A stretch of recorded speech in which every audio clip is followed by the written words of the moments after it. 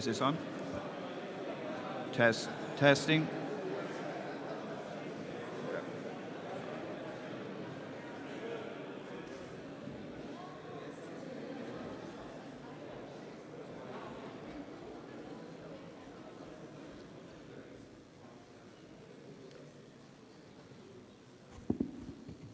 Ajarje falche roiv goler.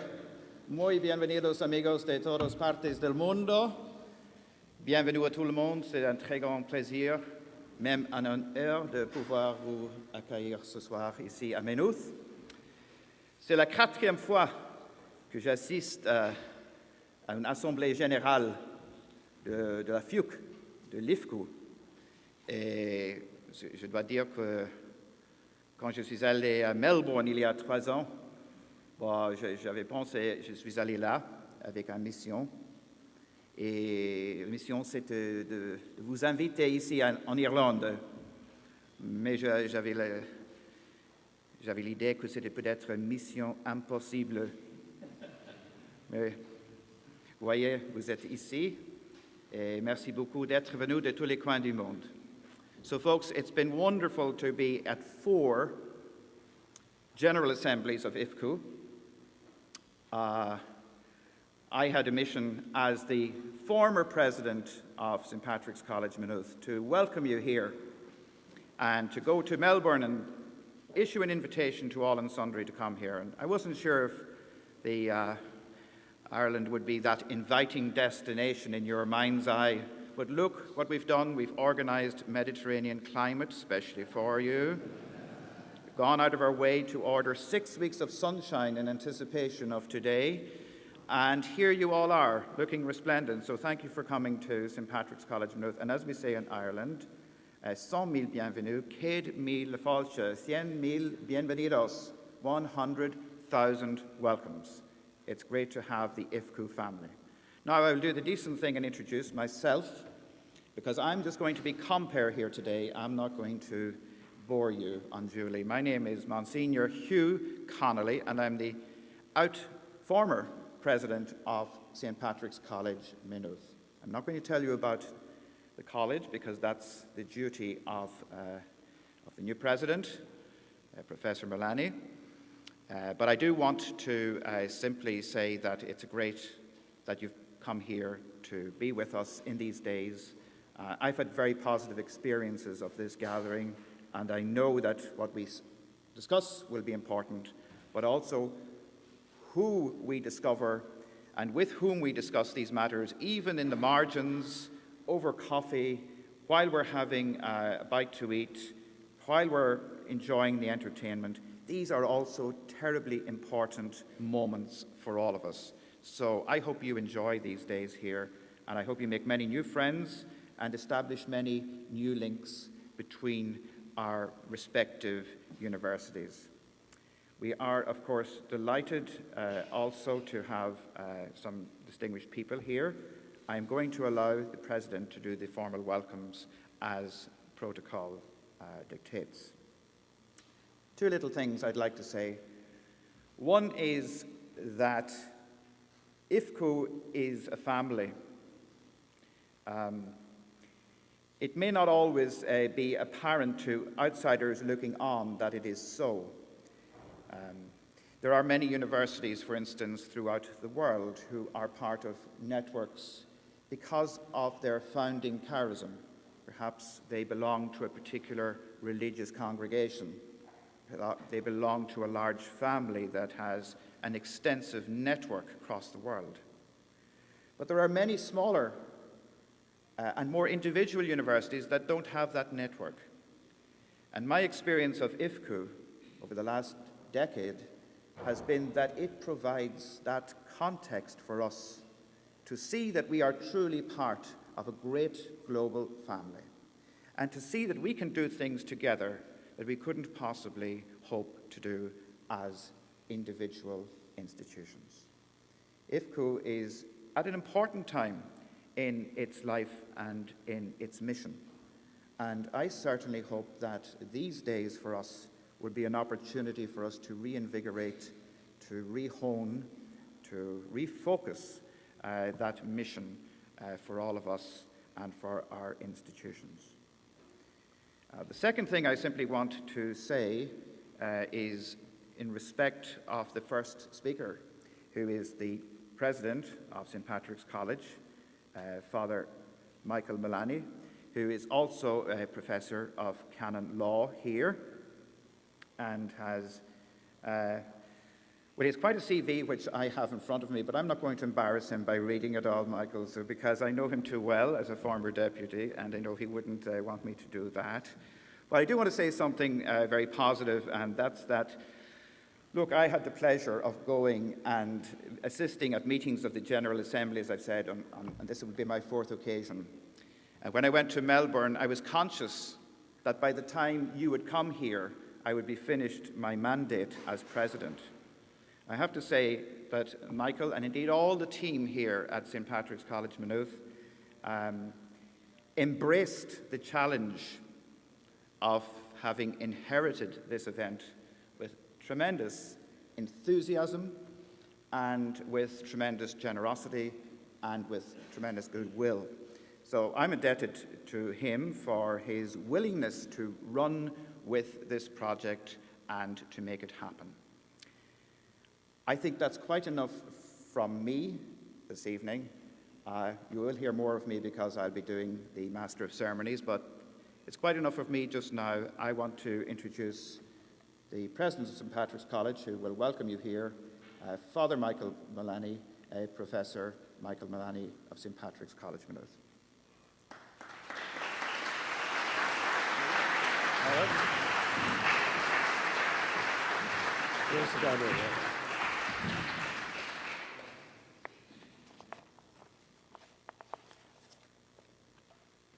So friends, on behalf of the Chair of the Trustees of St. Patrick's College, Maynooth, Archbishop Eamon Martin, I invite you, Archbishop, maybe you might salute our friends.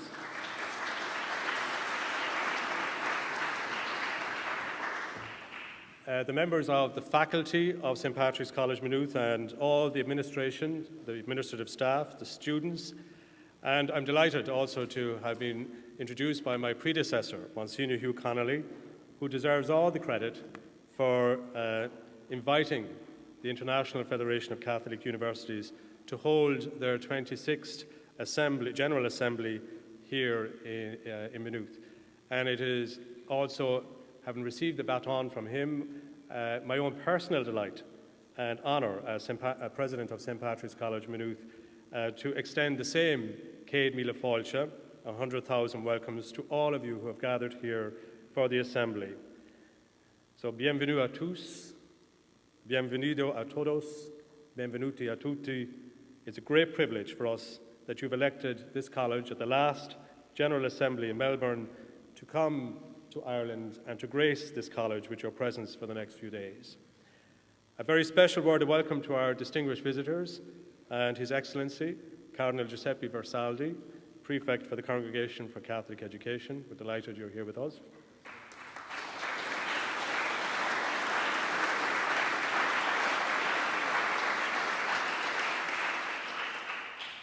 And the President of IFCU, over here, Father Dr. Pedro Rubens Ferreira Oliveira.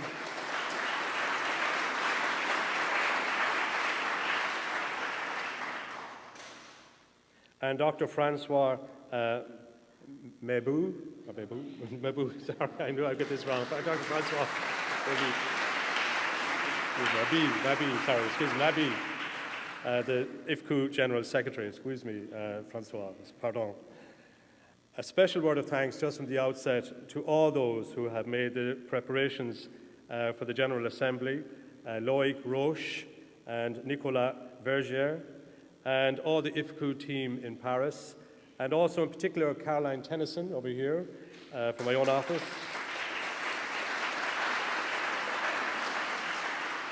And James Murphy and all the team here at St. Patrick's College, Maynooth, who have worked meticulously to ensure this will be a successful and engaging conference.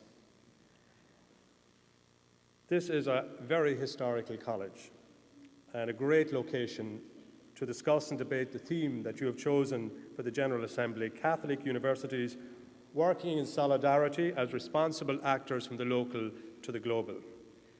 For this college has had a long tradition of Catholic university education and formation that has shaped not only the local church and society, but also has had a great global outreach. And maybe just before we look at the theme, maybe to give you a little bit of the sense of that local and global outreach of this college. Any of you who came in through the main gate will have noticed on the right, before you come into the gate, the ruins of a fine castle. And that castle in the early 16th century was perhaps the seat of one of the most powerful families in Ireland, the Fitzgerald family, who actually in due course gave the land for this campus. And it was on this site that the 9th Earl of Kildare, a man called Garrett Og Fitzgerald, Garrett Og meaning the younger, founded Ireland's first university on this site in 1518. Now, it only lasted about 20 years. It flourished until it was suppressed in 1538 because his son, Silken Thomas, he was known, rebelled against Henry VIII, and that was the end of both the Fitzgeralds and the university. And with the arrival of the Reformation and the penal period, which forbade the education of Catholics and seminaries in Ireland, a great network of Irish colleges sprung up all over Europe, which served Ireland for almost 3 centuries.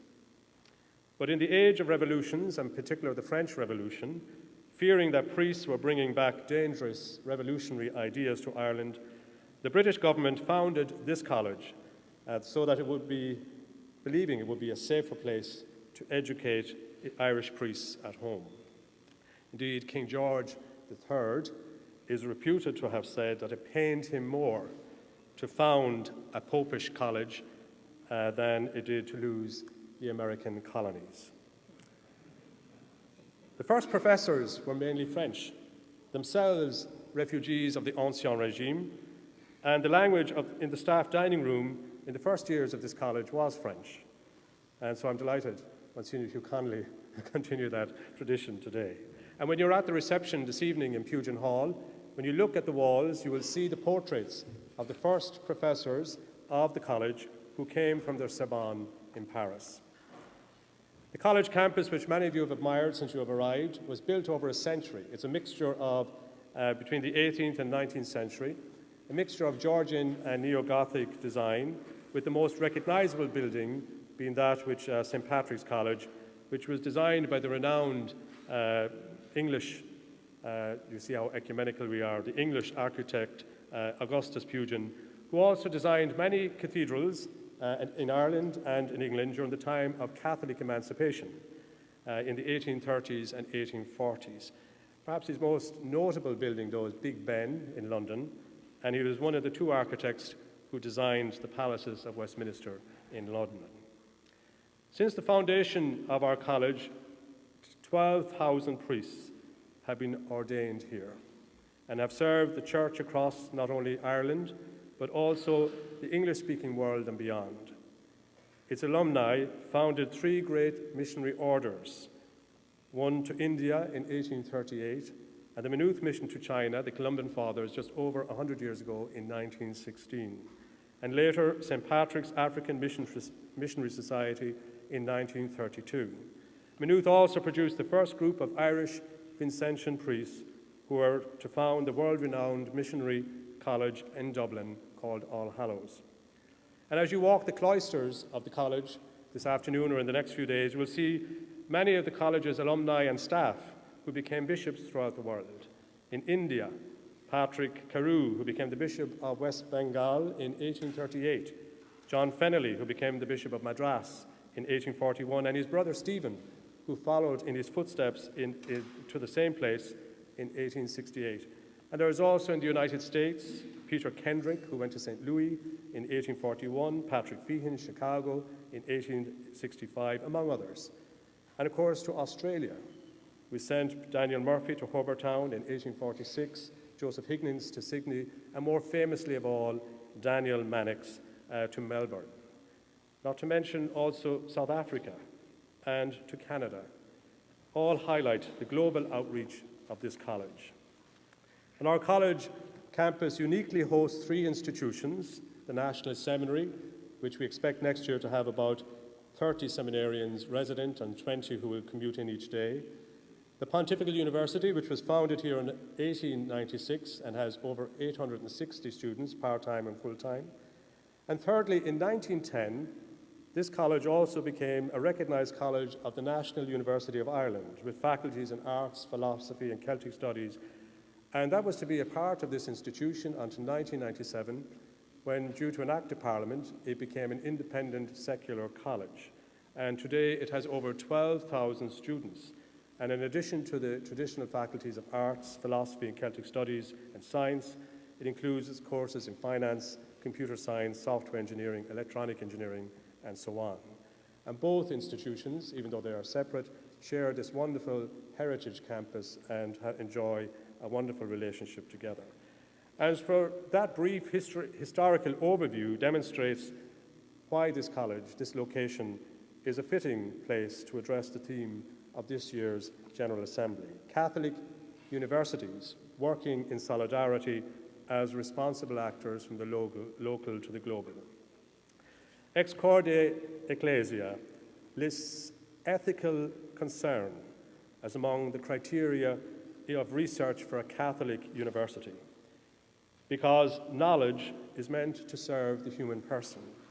Research in a Catholic university is always carried out with concern for the ethical and moral implications both of its methods and of its discoveries, especially in the areas of science and technology. For the cause of the human person will only be served if knowledge is joined to conscience. And this unity of knowledge and conscience is what drives Catholic universities to be responsible and ethical agents or actors in addressing the contemporary challenges to human dignity, justice, the environment, climate change, migration, economy, and politics, to create a more humane world and protecting our shared planet. The former Superior General of the Society of Jesus, Father Peter Hans Hollenbach, coined the phrase well-educated solidarity as the standard for Jesuit education in the 21st century. And because of the rapid pace of change, the complexities of globalization, and the global problems of poverty, the ecological crisis, the climate change, which require sophisticated analysis for ethical solutions, Catholic universities must play an increasingly important role in the formation of reflective graduates with a well-educated solidarity in fidelity to the convictions, its convictions about human dignity of every person and the common good of all. A key element of every Catholic university is pedagogy and programs is to unite knowledge and conscience so as to equip its graduates not only for employment but for life, to equip its graduates to be morally responsible actors who will be leaven and enrich their communities not only with knowledge but also wisdom and virtue that can heal a world wounded by the widespread individualism which divides human beings, setting them against one another as they pursue their own selfish interests. Addressing the complex global issues that touch on so many different dimensions of human life and of society and of the environment also calls for greater cooperation between Catholic and ecclesiastical faculties and universities, as stated by Pope Francis in his address to the members of the Gravissimum Educationis Foundation last June. He said, only by changing education can we change the world.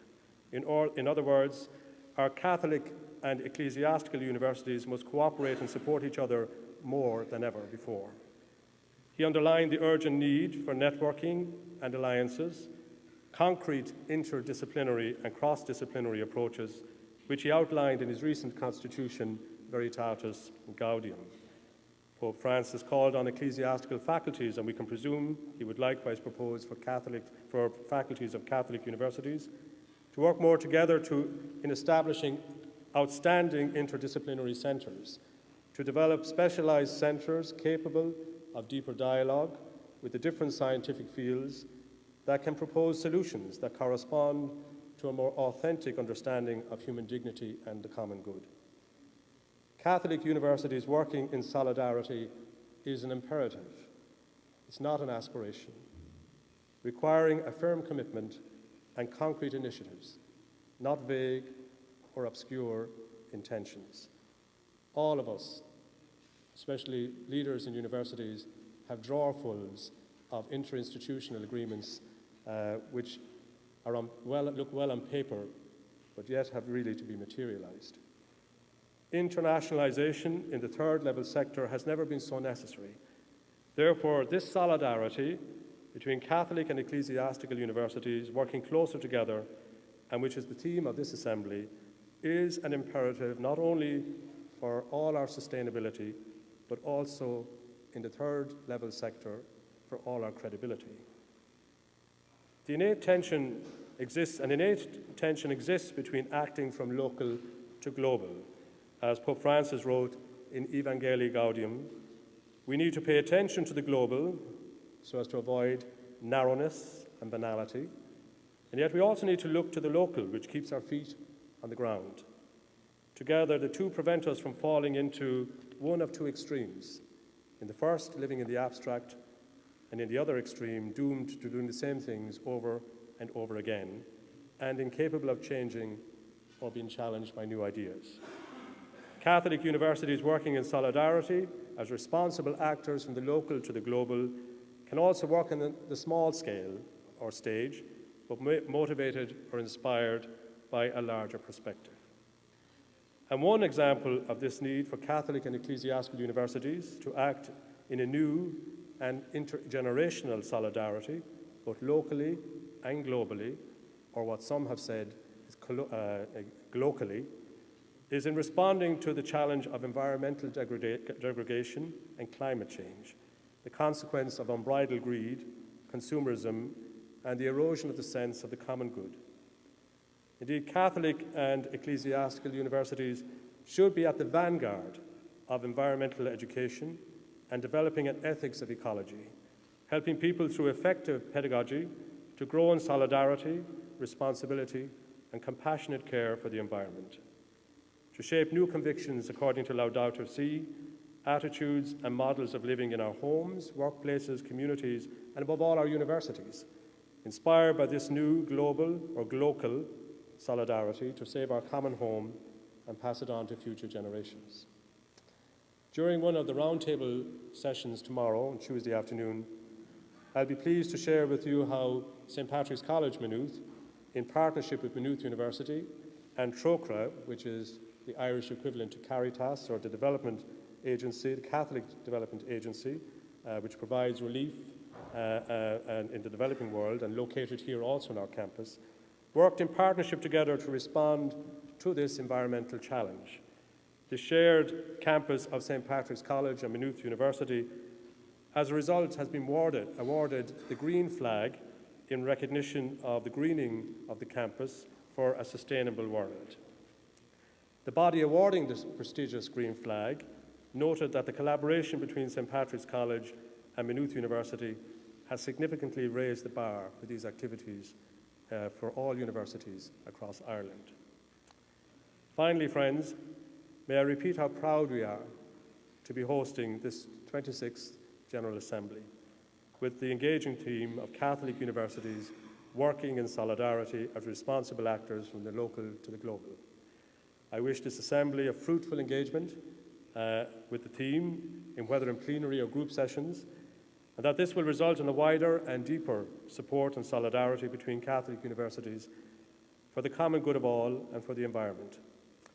And I hope you have time also to enjoy yourself while you're here among us, make new friends, and to return to your respective countries and institutions with fond memories of this wonderful occasion. So, my friends, I welcome you once again, and I thank you for being with us.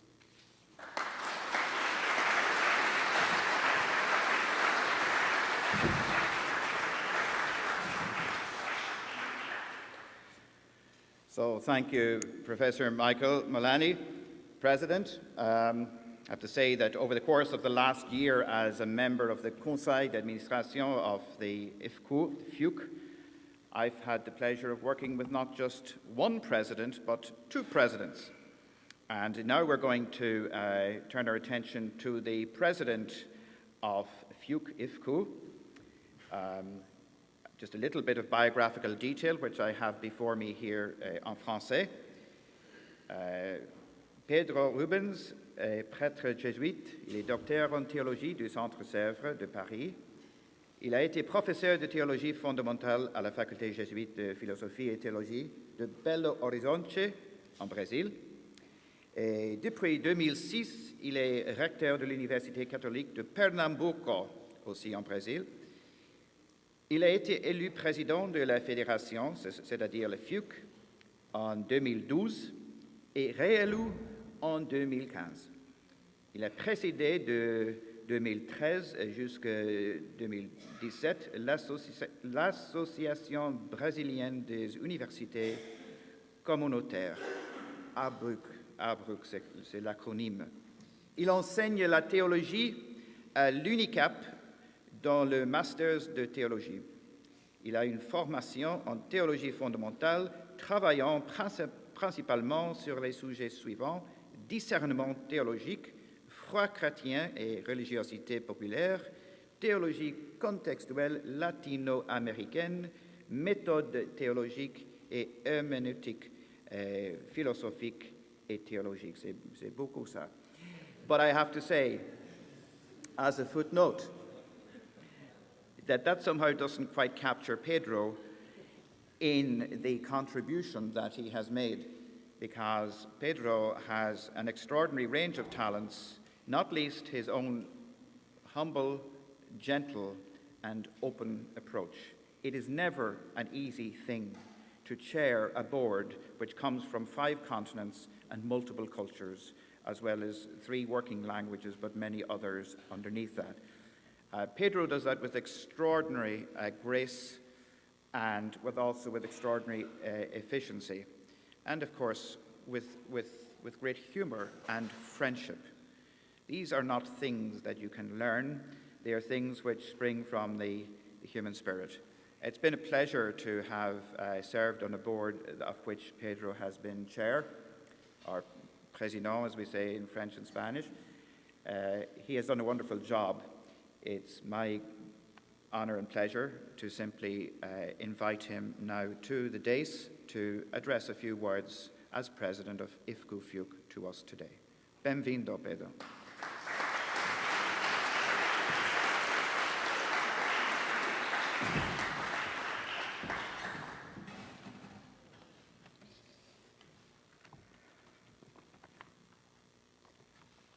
Merci, Hugues.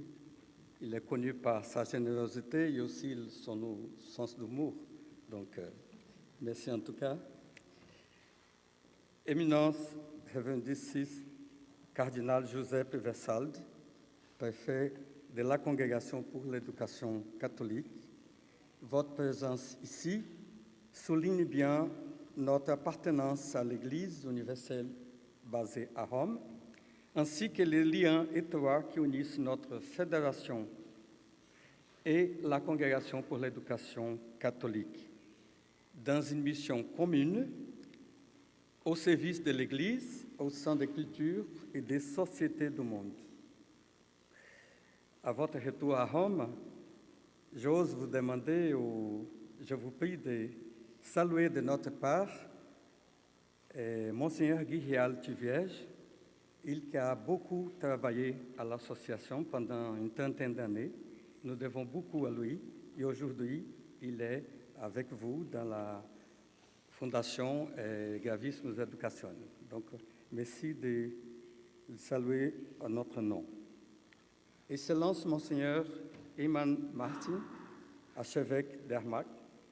Je ne sais pas si c'est comme ça qu'on prononce, mais peu de temps en Irlande, donc je vais apprendre d'ici à la fin de la semaine. Merci de votre présence et de l'accueil dans cette église en Irlande et sa vocation ouverte à l'évangélisation du monde. Mais une église toujours confrontée à de nouveaux défis et nous sommes ici aussi dans un geste de solidarité et soutenance. Père professeur Michael Mulaney, président de St. Patrick's College, grand merci à vous pour nous ouvrir les portes et les cœurs de toute la communauté universitaire. Nous sommes très heureux depuis que nous sommes là. On profite bien des Maynooth, mais aussi de cet accueil. Durant ce jour d'assemblée, le siège de la fédération est ici, avec la bénédiction de Saint Patrick, bien sûr.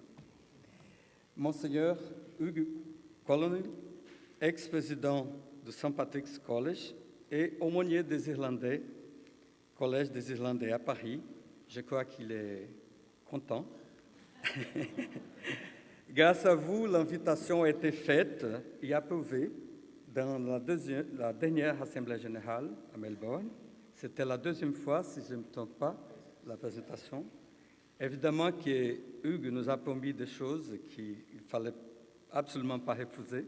Donc, nous sommes là pour rejoindre cette histoire de St. Patrick's College. Mais aussi, je tiens à vous remercier pour votre participation au conseil d'administration, conseil que je salue et remercie également dès maintenant. Cher professeur François Mabille, nouveau secrétaire général de la FIUC, c'est sa deuxième année et sa première assemblée générale, et chers membres de l'équipe du secrétariat qui sont là, un grand merci et toute ma reconnaissance pour le travail mené depuis Paris et qui nous aide à construire ce réseau. En particulier, mon grand merci pour toute l'organisation de cette Assemblée générale. Enfin, je vous remercie, vous tous, recteurs, rectrices et représentants de nos universités. La vie de la Fédération ainsi que son renouvellement dépendent de votre participation. Pas seulement au moment de dire qu'on va continuer à payer la cotisation, mais aussi la effective participation. La FIUC a été créée à l'initiative des universités. Il n'existerait pas sans un vrai sentiment de corps, aujourd'hui sous la forme des réseaux. L'Assemblée générale est l'autorité suprême de la Fédération et nous voici réunis afin de donner corps et visibilité à la vie de la FIUC et aussi de faire une expérience de fédération. Je tiens à vous remercier de tout cœur d'avoir pris le temps et mis en œuvre des moyens pour y arriver, alors que nous traversons une époque marquée par l'incertitude d'un côté et d'autre par la multiplicité des réunions et des réseaux dans nos pays, dans nos régions, congrégations religieuses et d'autres organismes ad intra et ad est ecclesia. Cependant, aucun réseau ne pourra répondre à l'universalité et rassembler la diversité de notre fédération. Composée aujourd'hui de 238 institutions, et ce matin même on a ajouté 2, donc 238 avec le 2, de toutes les parties du monde et surtout riche d'une diversité de cultures universitaires, patrimoine pluriel de notre catholicité en dialogue avec le monde. Mais ce réseau de 94 ans est sans cesse appelé au renouvellement à cause du changement du monde à très grande vitesse et de la bonne nouvelle de notre foi chrétienne. Réunie tous les 3 ans, l'Assemblée générale constitue avant tout un espace de rencontre des recteurs et des représentants de nos universités. Nous sommes solidaires aussi bien des grands défis de notre mission que de l'espérance commune de la foi chrétienne au cœur d'une humanité si diversifiée. Ce rassemblement est aussi un moment unique de revisiter la belle tradition de la FIUC et de l'Église en vue d'évaluer les 3 dernières années du travail réalisé, les difficultés rencontrées et les nouvelles perspectives d'avenir. Ces activités sont détaillées dans les rapports administratifs qui vous a été remis à votre arrivée et nous y reviendrons ultérieurement. Cette rencontre majeure est également une occasion privilégiée de réfléchir ensemble et à nouveau frais sur l'identité et la mission de nos universités comme un service à l'Église et à la société, en dialogue avec les sciences et les cultures, dans une attitude pastorale et dans la perspective de l'évangélisation, selon les orientations de notre Carte Magna, la Constitution apostolique Ex Corde Ecclesiae de Saint Jean-Paul II. Son successeur, le pape Benoît, de diverses manières, nous a interpellés et approfondi le dialogue avec la pensée contemporaine, foi, raison, sans rien renoncer à notre spécificité chrétienne. Et de nos jours, le pape François ne cesse de nous inciter à quitter nos zones de confort pour aller vers les périphéries du monde, pour rejoindre les personnes écartées par un système d'exclusion qui finira par mettre en risque l'humanité et l'avenir de la planète. L'appel du pape François vers une église en mouvement de sortie correspond à une université en sortie, ce qu'il y a déjà dit plusieurs fois. Il nous faudra faire plusieurs déplacements pour rejoindre les nouvelles technologies, mais sans relâcher la responsabilité à l'égard de notre maison commune, tout en étant témoin de la joie de l'Évangile et appelé à la sainteté au cœur d'un monde déchiré par la souffrance et de nombreuses formes de violence. Nos universités sont invitées au renouvellement continuel, non seulement à cause d'un monde qui change à grande vitesse, mais surtout pour accompagner les processus d'apprentissage des nouvelles générations. Écoutant leurs questions et questionnements, dans le but d'apprendre avec eux, non sans les aider à réélaborer les valeurs à partir d'une formation intégrale capable de prendre en charge un nouveau style de vie et une nouvelle humanité. Voilà, nous avons beaucoup de données, des échos des voix de jeunes. 16 500 jeunes ont été interviewés. L'enquête a été traduite dans 3 langues.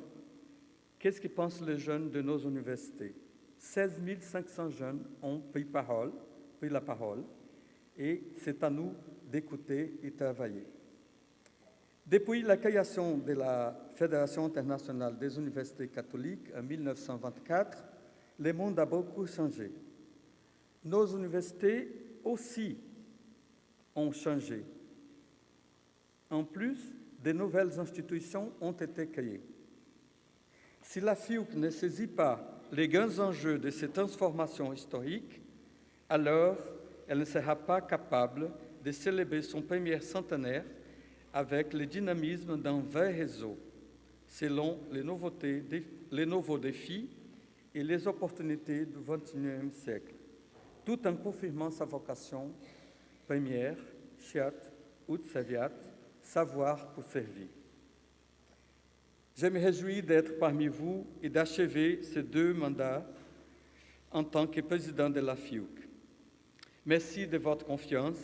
Pardonnez-moi pour quelques choses ça nous arrive, et je garde toujours l'amitié fraternelle.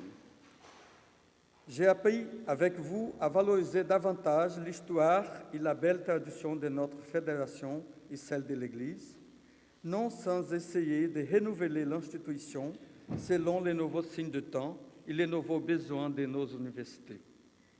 Avec le sentiment de gratitude et d'espoir dans l'avenir, je déclare ouverte la 26e Assemblée générale de la Fédération internationale des universités catholiques. Muito obrigado, gracias, merci, thank you very much.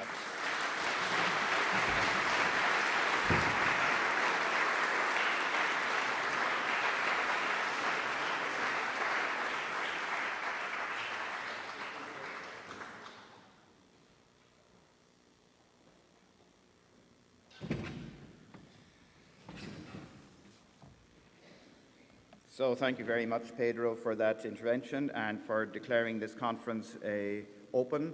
If I may, you know that you're in Ireland, and Ireland we like a little story and a little anecdote sometimes. So just before introducing our next very eminent guest, I recall, because we're still in the spirit of the World Cup football and so forth the last few weeks, but I recall many years ago, way back, I think in the 1960s, there was a celebrated match between Ireland and Italy. But in fact, it didn't turn out to be very good. And to be honest, the reason it didn't turn out to be very good was because the Irish played a very, very, very defensive style of football, so that really you couldn't play very much football. Needless to say, the very developed Italian sporting press next day were not impressed. And what they simply did was they went to the Colosseum in Rome and they took the pictures of the 3 panels which depict the spread, the gradual spread of the Roman Empire, the white paint showing how it grew. And in all 3 panels, Ireland remains black.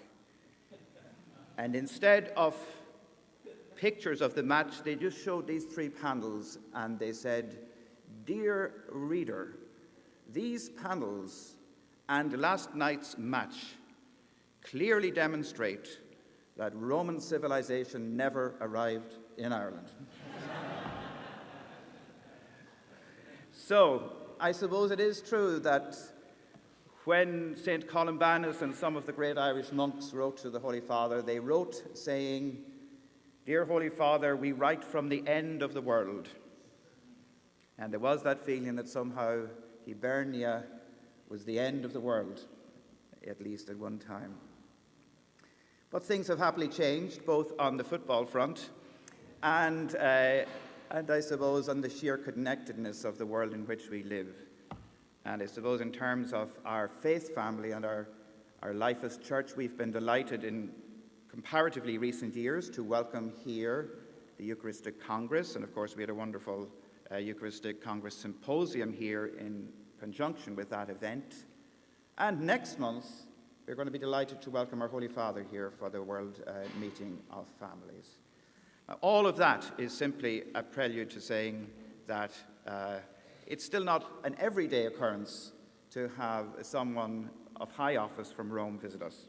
And for that reason, we're especially delighted to have Cardinal Giuseppe Versaldi to bring his message to this body and to share some of that wisdom of the universal church with our gathering. So you're most welcome.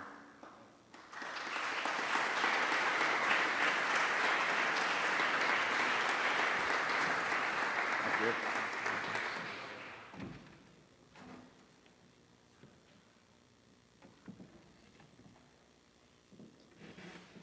Most Excellence Archbishop Martin, former and present President of this St. Patrick's College, President and Secretary of this International Federation of Catholic Universities, distinguished academic authorities and professors, dear friends. It gives me a great pleasure to be in Maynooth here today to open this 26th General Assembly of the International Federation of Catholic Universities. The theme of this conference, Catholic Universities Working in Solidarity as Responsible Agents from the Local to the Global, could not be more relevant. As you know, Pope Francis recently published an apostolic constitution, Veritatis Gaudium, formally addressed to the faculties and ecclesiastical faculties and universities, but also important for the Catholic universities because in introducing chapter, the Pope talks about the general criteria which may guide the Catholic educational institutions. In recent times, this federation has launched 2 projects of great actuality: university social responsibility and migrants. Let me speak on both of these themes. First of all, the social responsibility. I should like to begin with a quote from St. John Paul II in his speech in Zagreb in 1998.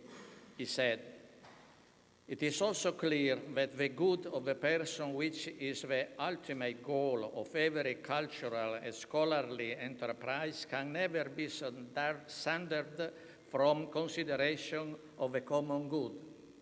In this regard, I recall," continued the Pope, "the inscription found in the great council hall in Dubrovnik, obliti privatorum publica curate.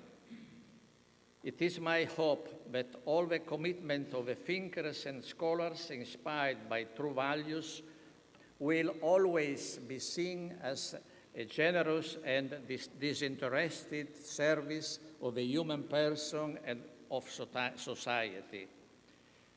It must never be bent to serve ends contrary to this supreme goal.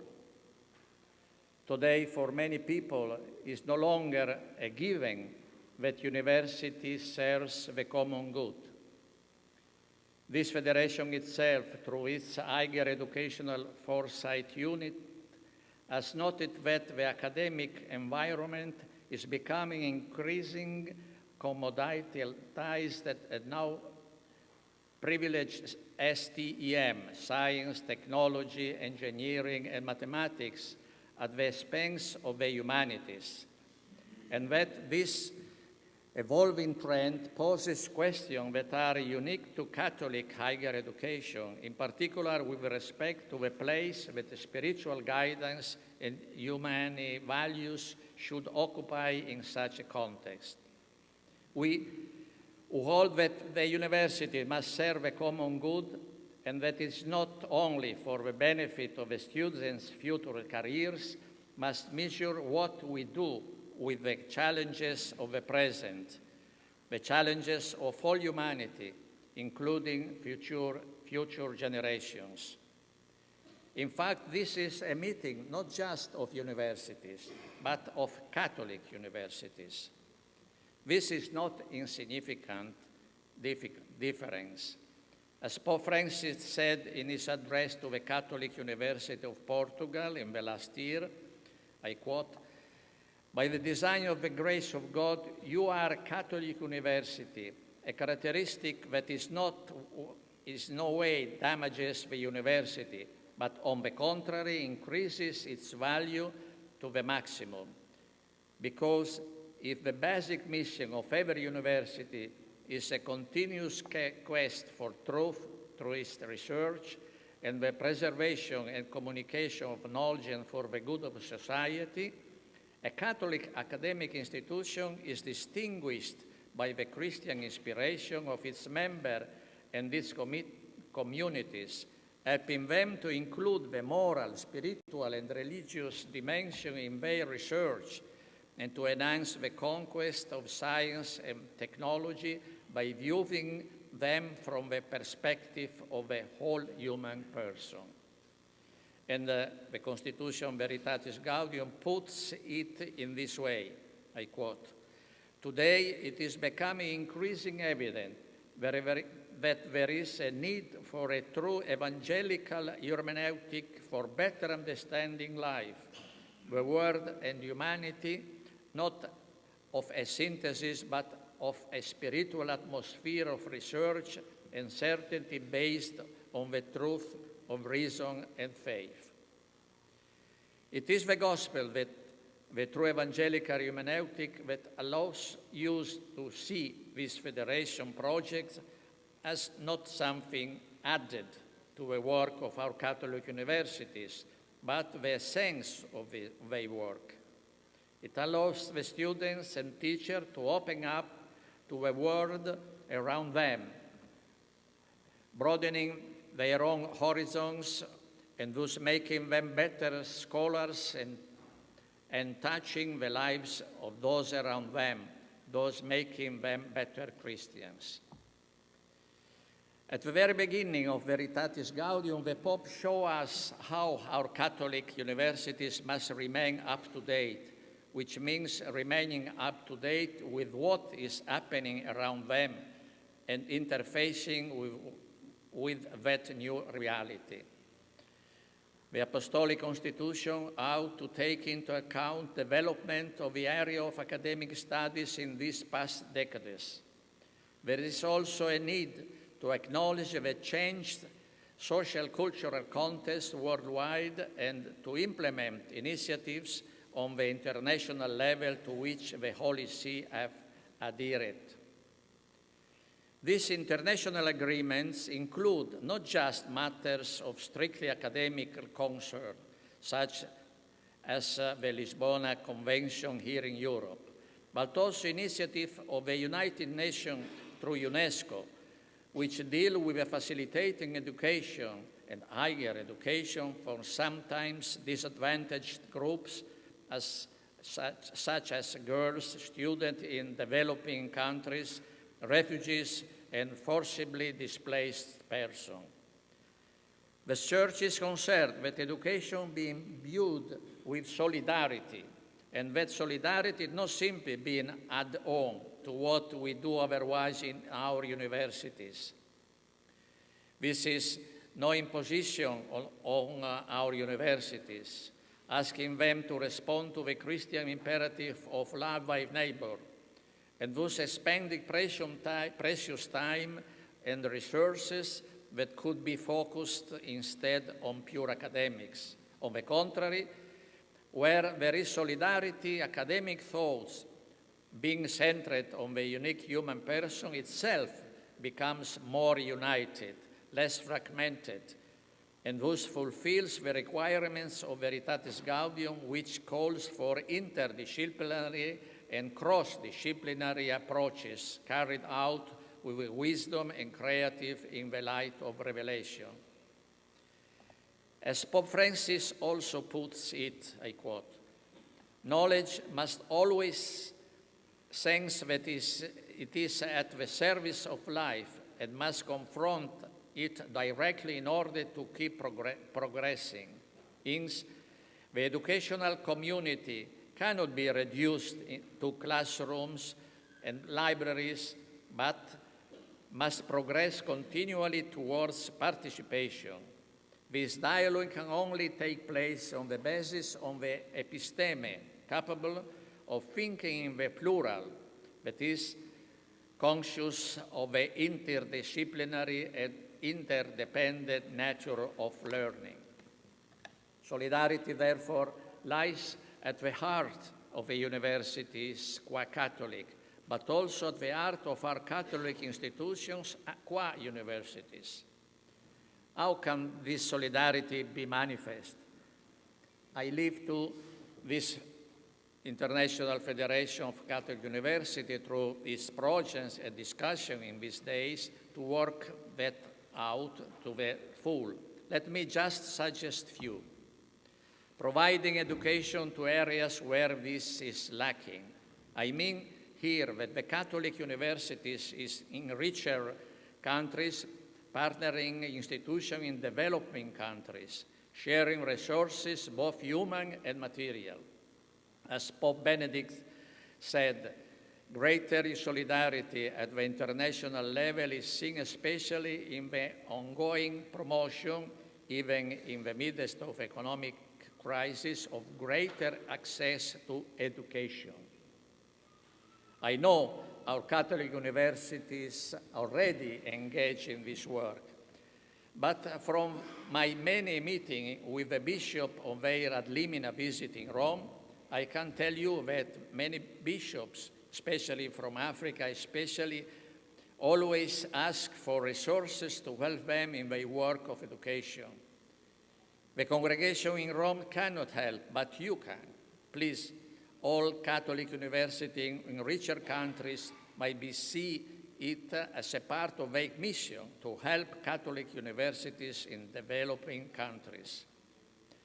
Through education, you provide for others a resource that is not only for the bene esse, it is true for they esse.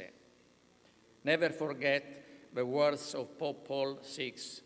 Lack of education is as serious as lack of food. The illiterate is starved spirit. Thus we see that the providing education or providing others with the means to educate is a work of true solidarity, but also of justice. Let me tell you that the Pope Francis is very concerned with the ideological colonization where aid is given to the poorer nations on condition that they teach non-Christian theories deriving from the developed world. So when our richer Catholic universities help our poorer ones, they must also bear this problem in mind. As Pope Benedict said, in order to educate, it is necessary to know the nature of human person, to know who he or she is. The increasing prominence of a relativistic understanding of that nature presents serious problems for education, especially moral education. Yielding to this kind of relativism makes everyone poorer and has a negative impact on the effectiveness of aid to the most needy populations who lack not only economic and technical means, but also educational methods and resources to assist people in realizing their full human potential. Finally, I should like to speak a little about a theme of great actuality that is close to the Holy Father's heart: solidarity in saving our common home, the planet. This is not another theme, distinct from solidarity. It is a part and parcel of the solidarity. As Pope Francis explains, I quote, "When we speak of the environment, what we really mean is a relationship existing between nature and the society which lives in it.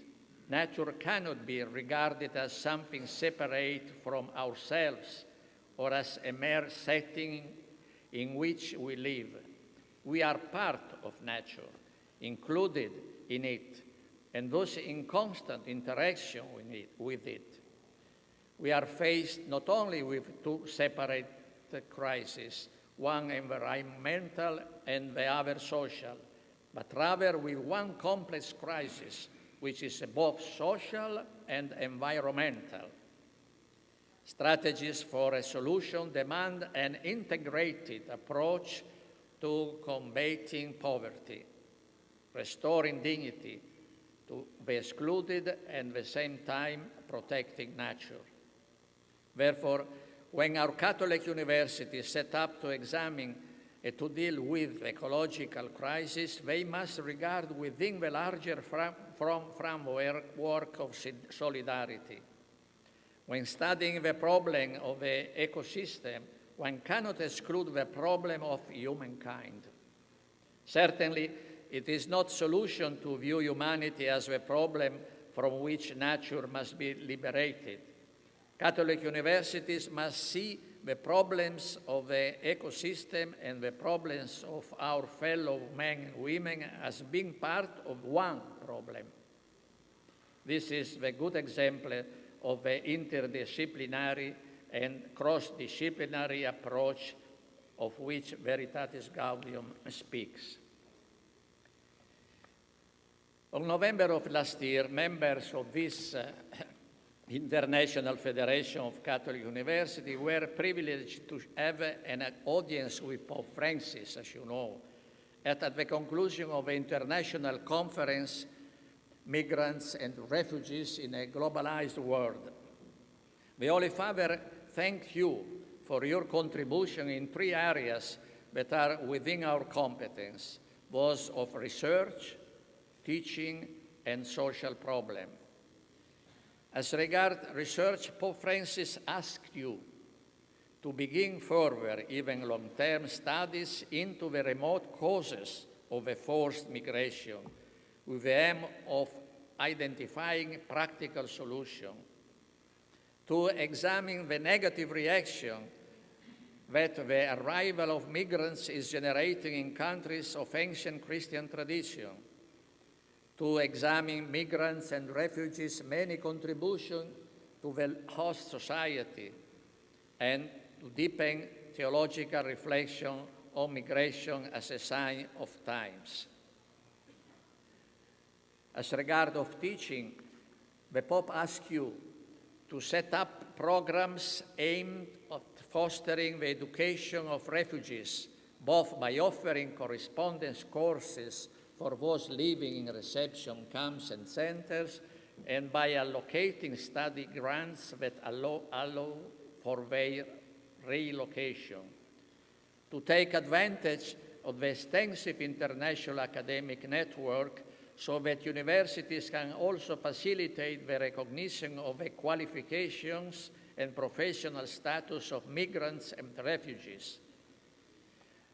For Catholic University to train in a specific and professional way the pastoral workers who strive to assist migrants and refugees. Finally, as regard to the social promotion, the Pope reminded you that universities can carry out their role as privileged actors, such as, for example, by encouraging students to engage in volunteer assistance programs for refugees, asylum seekers, and newly arrived migrants. Sad to say, but negative attitude towards refugees and forcibly displaced persons are to be found even within our Catholic universities, because those who teach and study within all our walls also live in the culture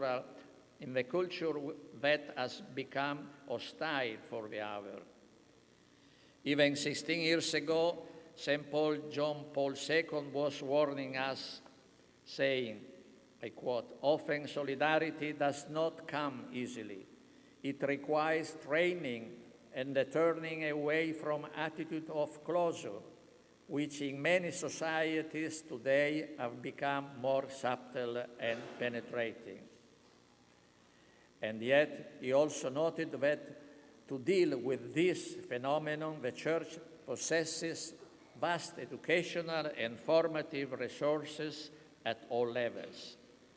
So we are to use these vast educational and formative resources to do good in this area, good for others, but is also good for ourselves and for our own culture. As Pope Francis said last year, withdrawing into oneself or into one's culture is never the right way to give new hope or carry out social and cultural renewal. A culture of strengthening by its openness and its exchange of views with others' culture, as long as it has clear and mature awareness of its own principles and values. We are called to understand and appreciate the values of others, overcoming the temptation of indifference and fear. Never be afraid of encounter, of dialogue, of debate.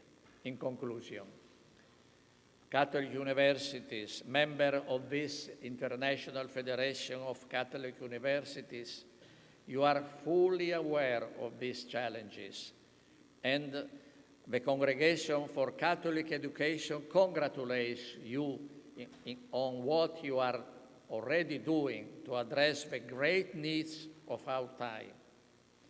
It is true that what is taking shape before us today is a great cultural and spiritual and educational challenge, and it will demand that we set out on the long path of renewal. So I say to you, work together, network, for the sake of all humanity.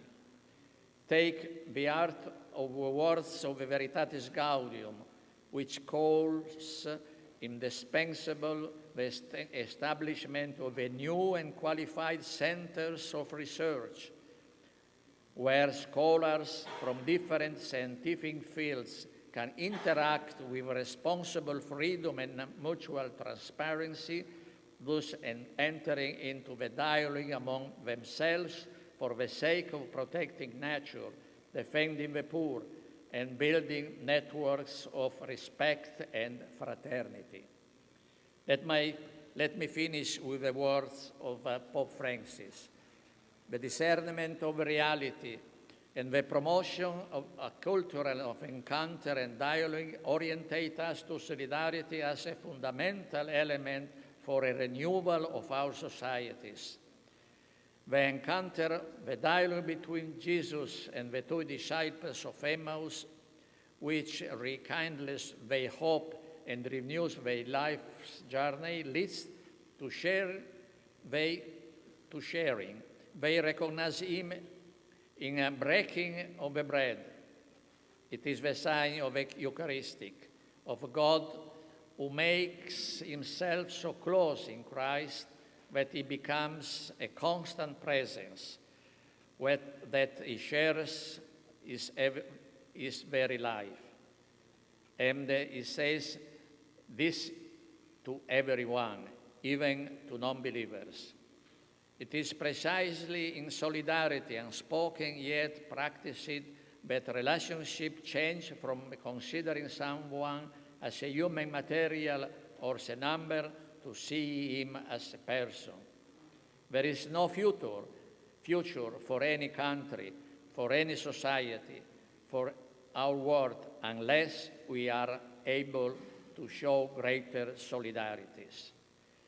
And as a sign of my gratitude, I am pleased to leave to the president of this International Federation of Catholic Universities some documents, beginning from the Apostolic Constitution, Veritatis Gaudium, then also a book, New Educational Horizons, which contains the main contribution coming from the World Congress taken in Rome in 2015, and also a short document, Educating to Fraternal Humanism, in correspondence with the 50th anniversary of Populorum Progressio. Thank you very much. Thank you.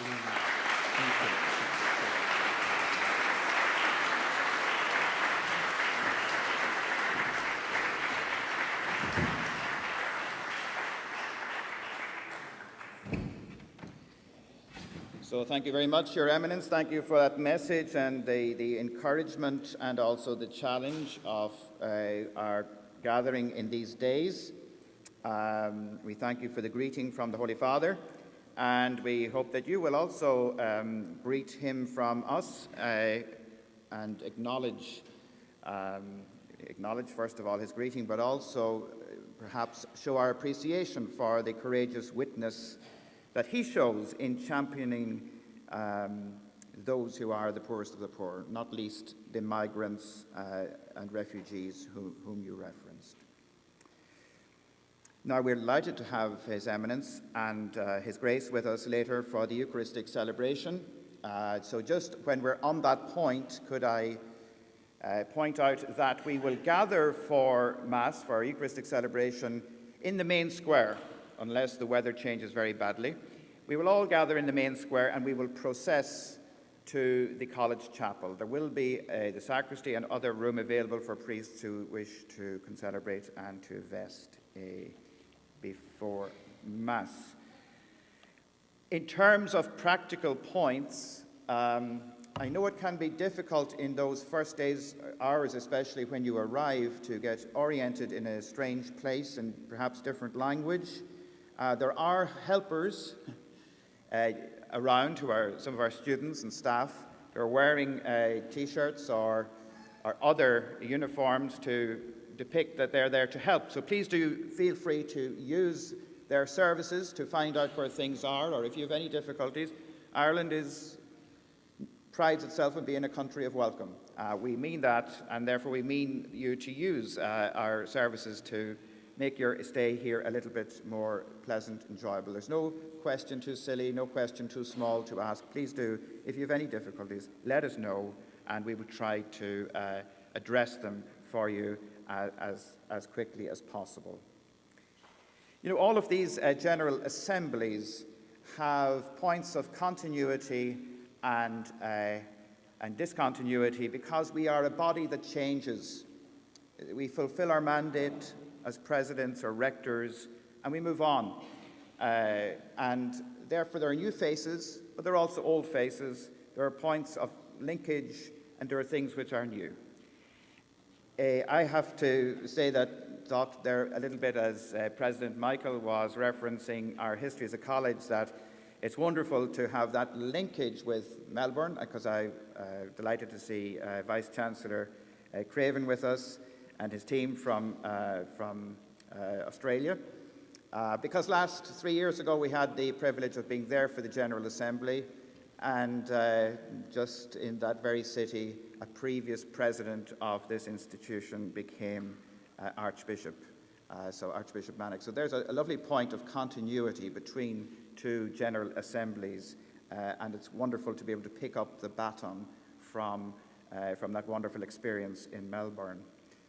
And of course, when we were there, one of the great faces of IFCU for many, many presidents and rectors over many, many assemblies was, of course, Monsignor Guy-Réal-Tivierge, who was the General Secretary for quite some time, and was more or less the face of IFCU-FIUC, and quite a difficult role to replace easily because of his extraordinary presence and his extraordinary experience in that role.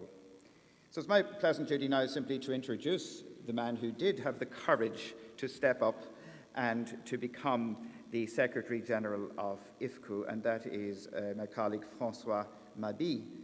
And François is Director of the International Research and Decision-Making Centre, a former Professor of Political Science at the Université Catholique de Lille, and statutory researcher on Societies, Religion and Secularism Group of that National Centre for Scientific Research, CNRS. And he started his career back at the Institut Catholique in Paris in 1998, where he actually founded a research centre rather on peace with Joseph Maïla, and thus contributing to the introduction in France of the peace research movement.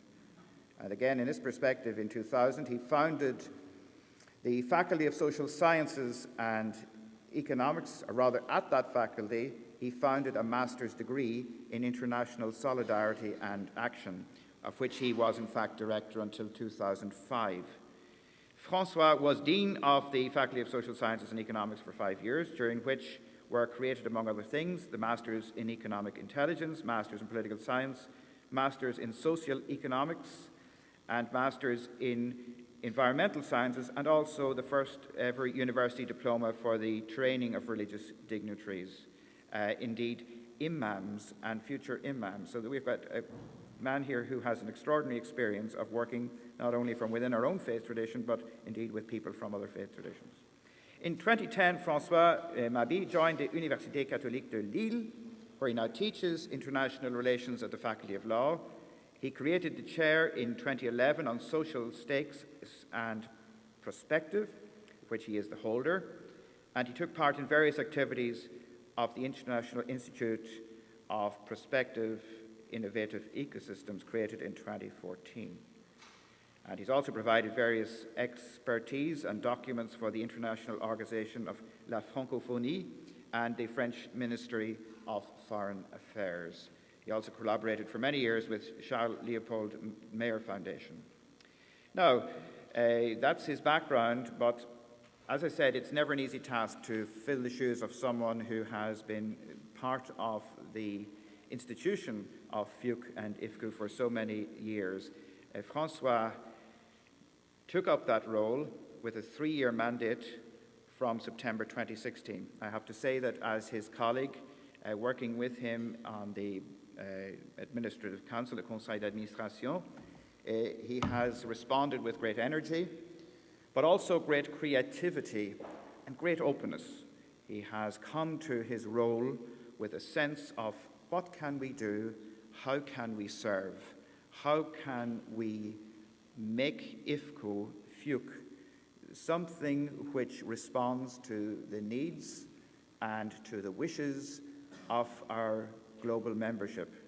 How can we revitalize the mission of FIUC and IFCU? Well, to perhaps share a few of those thoughts with you, and also what we will be doing in these days, let me cease and let me invite Francois himself to come here to the dais and to address us. Thank you.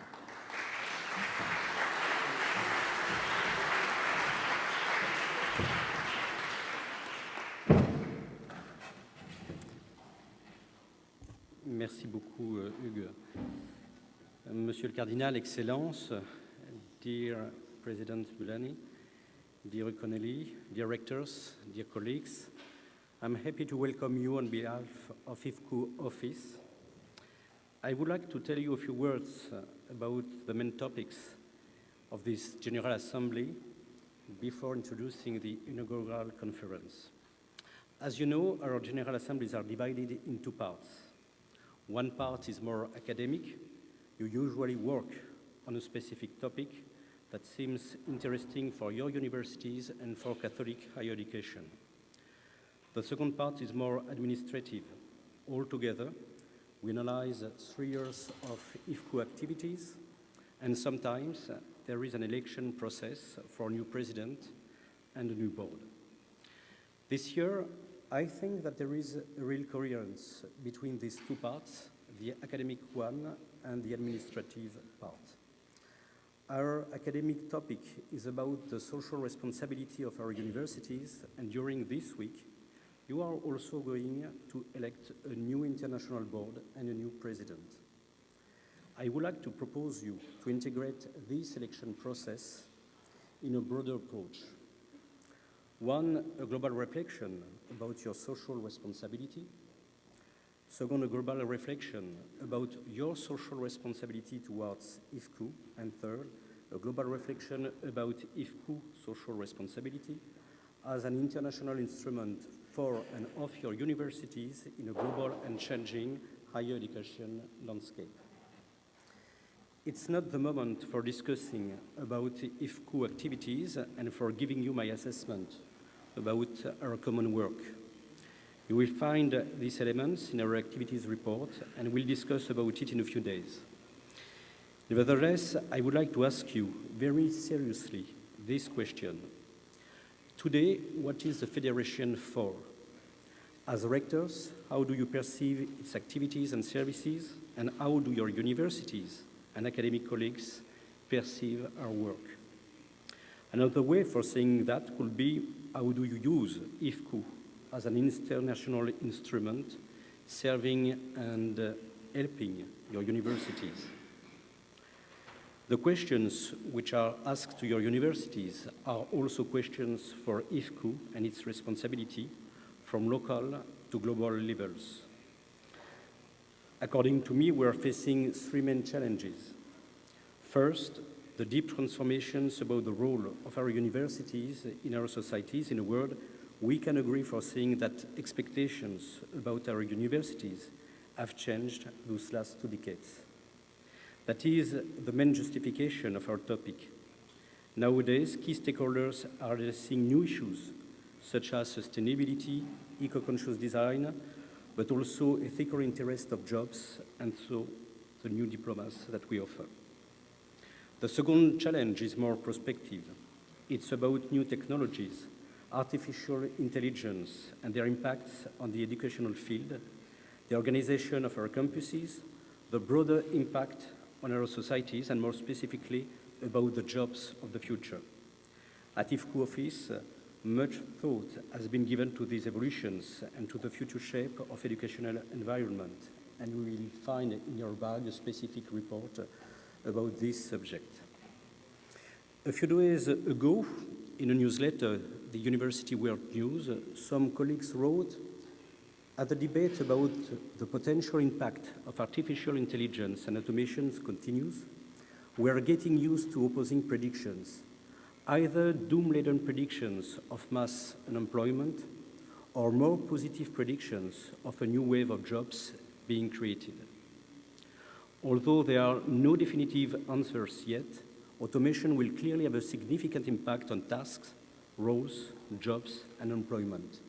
And they conclude, "Now is the time to be thinking the unthinkable about preparing students and the current workforce for an uncertain future, creating new jobs and businesses, supporting the unemployed in a fair, dignified, and straightforward manner that supports their search for opportunities and funding the transitions from this economy to future ones. The key to all of this is education." The third challenge is quite different. It is about the consequence of a long process. Your universities are living in a competitive field at both national and international levels. There is a global market of higher education with many rankings, but day after day, we can see a process where education and diplomas become more and more commodities and less a common good. Existing universities and even Catholic universities have to compete with each other for ever-dwindling resources, be they financial, human, or intangible. Not all universities have the means to prosper, whether for geographical, historical, political, or financial reasons. And even among Catholic universities, some have real economic or political clout when others are in difficulties. How do we organize solidarity among us at the international level? How do we differentiate ourselves from this approach? I think this is one of the issues raised by the launch of an IFCU repository on the social responsibility of our universities. This social responsibility of our universities, in other words, their community engagement, represents extensions of the educational work of faculty members of universities and integrates activities that are tied to the institution missions to preserve, transmit, and generate knowledge, and that are for the direct benefit of external audiences. Social responsibility and community engagement may include professional activities by faculty, teaching distance education classes, conducting research in the community and broader society, teaching service learning courses that engage students in educational and meaningful community service that benefits the community. So we understand that there is need for objectives that transcends the disciplines. Employers and academicians yearn for students who are able to integrate knowledge, communicate, collaborate, display critical thinking, understand other perspectives, and be active participants in a democratic society. It means that universities must become a partner in the search for answers to our most pressing social, civic, economic, and moral problems, and must affirm their historical commitment to what Ernest Boyer has called the scholarship of engagement.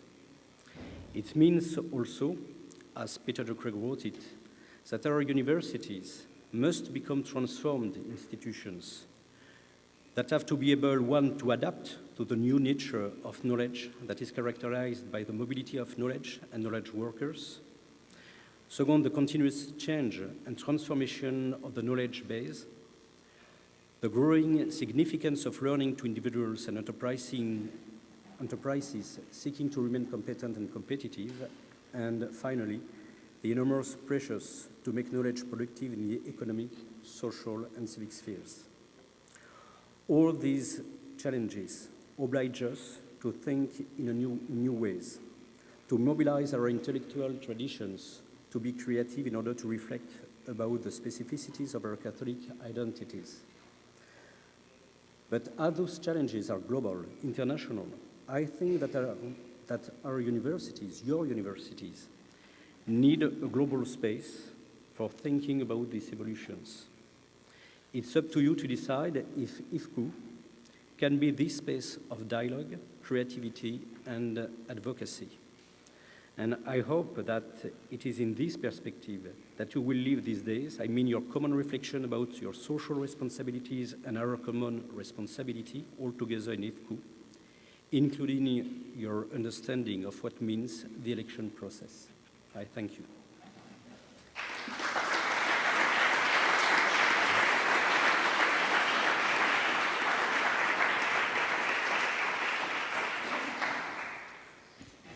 Alors, je vais maintenant appeler 2 personnes pour les conférences inaugurales, si elles veulent bien venir à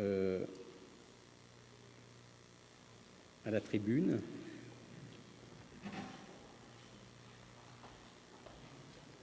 Vous intervenez à 2. Donc, il y aura une intervention à 2 voix pour l'Université catholique de Lille. Je laisse mon ancien collègue Benoît Bourrel se présenter lui-même et je voudrais dire 2 mots, bien sûr, de présentation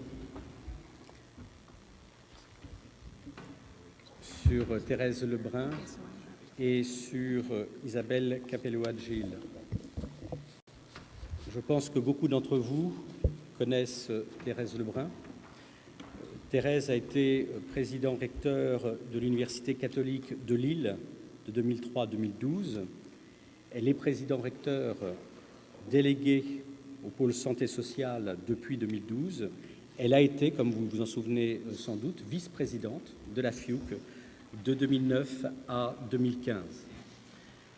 Thérèse est docteure en sciences économiques, elle est économiste de la santé et investie dans bien des domaines sociaux, à la fois au titre de ses responsabilités à l'intérieur de l'Université catholique de Lille, mais également comme experte évaluatrice pour les politiques publiques, et notamment pour les politiques publiques dans la région nord de France.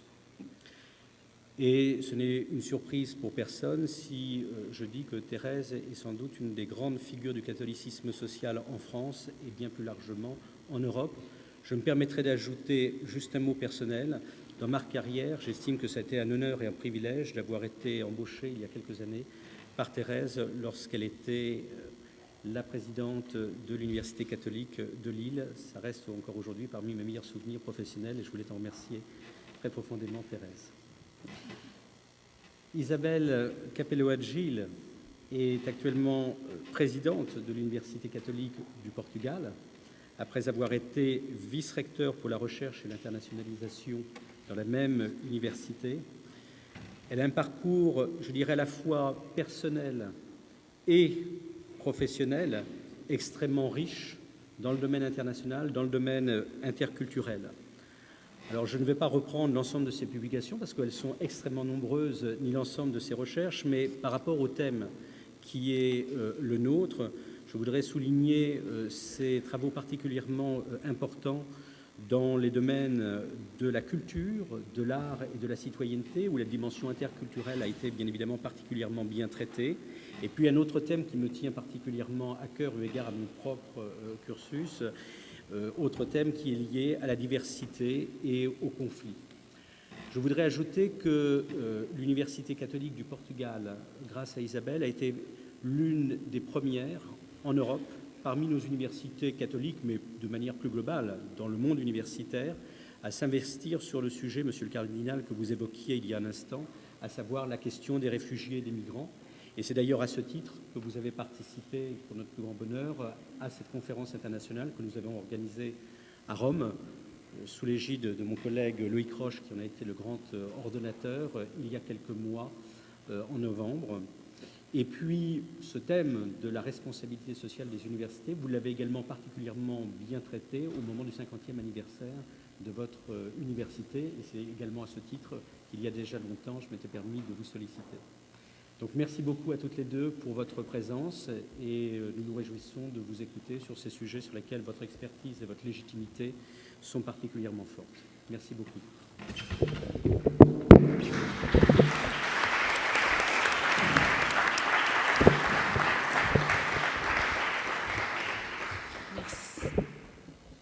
Merci beaucoup, François, pour ces mots sympathiques et merci aussi de nous honorer de ce qu'on appelle la conférence inaugurale. Le temps nous est compté et je suis très heureuse d'être avec Benoît Bourrel, qui est biologiste, qui a été doyen de notre faculté de sciences et technologies, faculté qui a l'originalité de s'être mariée avec la faculté de sciences économiques et de gestion pour former une faculté de gestion, économie et sciences. Pour quelle raison? Parce qu'avec Benoît, nous avons dans les années 2000 lancé toute une stratégie de notre université en matière de développement durable et responsable et que l'on s'est rendu compte que c'était un domaine extrêmement interdisciplinaire et que dans la crise qui était évoquée tout à l'heure, une crise à la fois sociétale et environnementale, il était important d'aborder ces questions de manière pluridisciplinaire. Et puis tout à l'heure, on disait aussi l'importance que les hommes et les femmes puissent contribuer à la vie de tous les jours. Donc vous voyez, nous avons choisi de venir un homme et une femme devant vous et j'ai plaisir à travailler avec Benoît depuis de très nombreuses années. Nous avons partagé notre intervention en 2 temps. Tout d'abord, il est important, cela a été dit tout à l'heure, de rappeler l'histoire. Nous ne venons pas de rien et lorsque aujourd'hui Benoît est vice-recteur à la responsabilité sociétale des universités, c'est aussi parce qu'au cours du temps, d'autres avant nous, ou au cours de nos mandats, avons fait évoluer les questions en fonction de l'évolution des questions de la société. Et je pense qu'il ne faut jamais oublier l'histoire et pouvoir remettre les éléments dans leur contexte.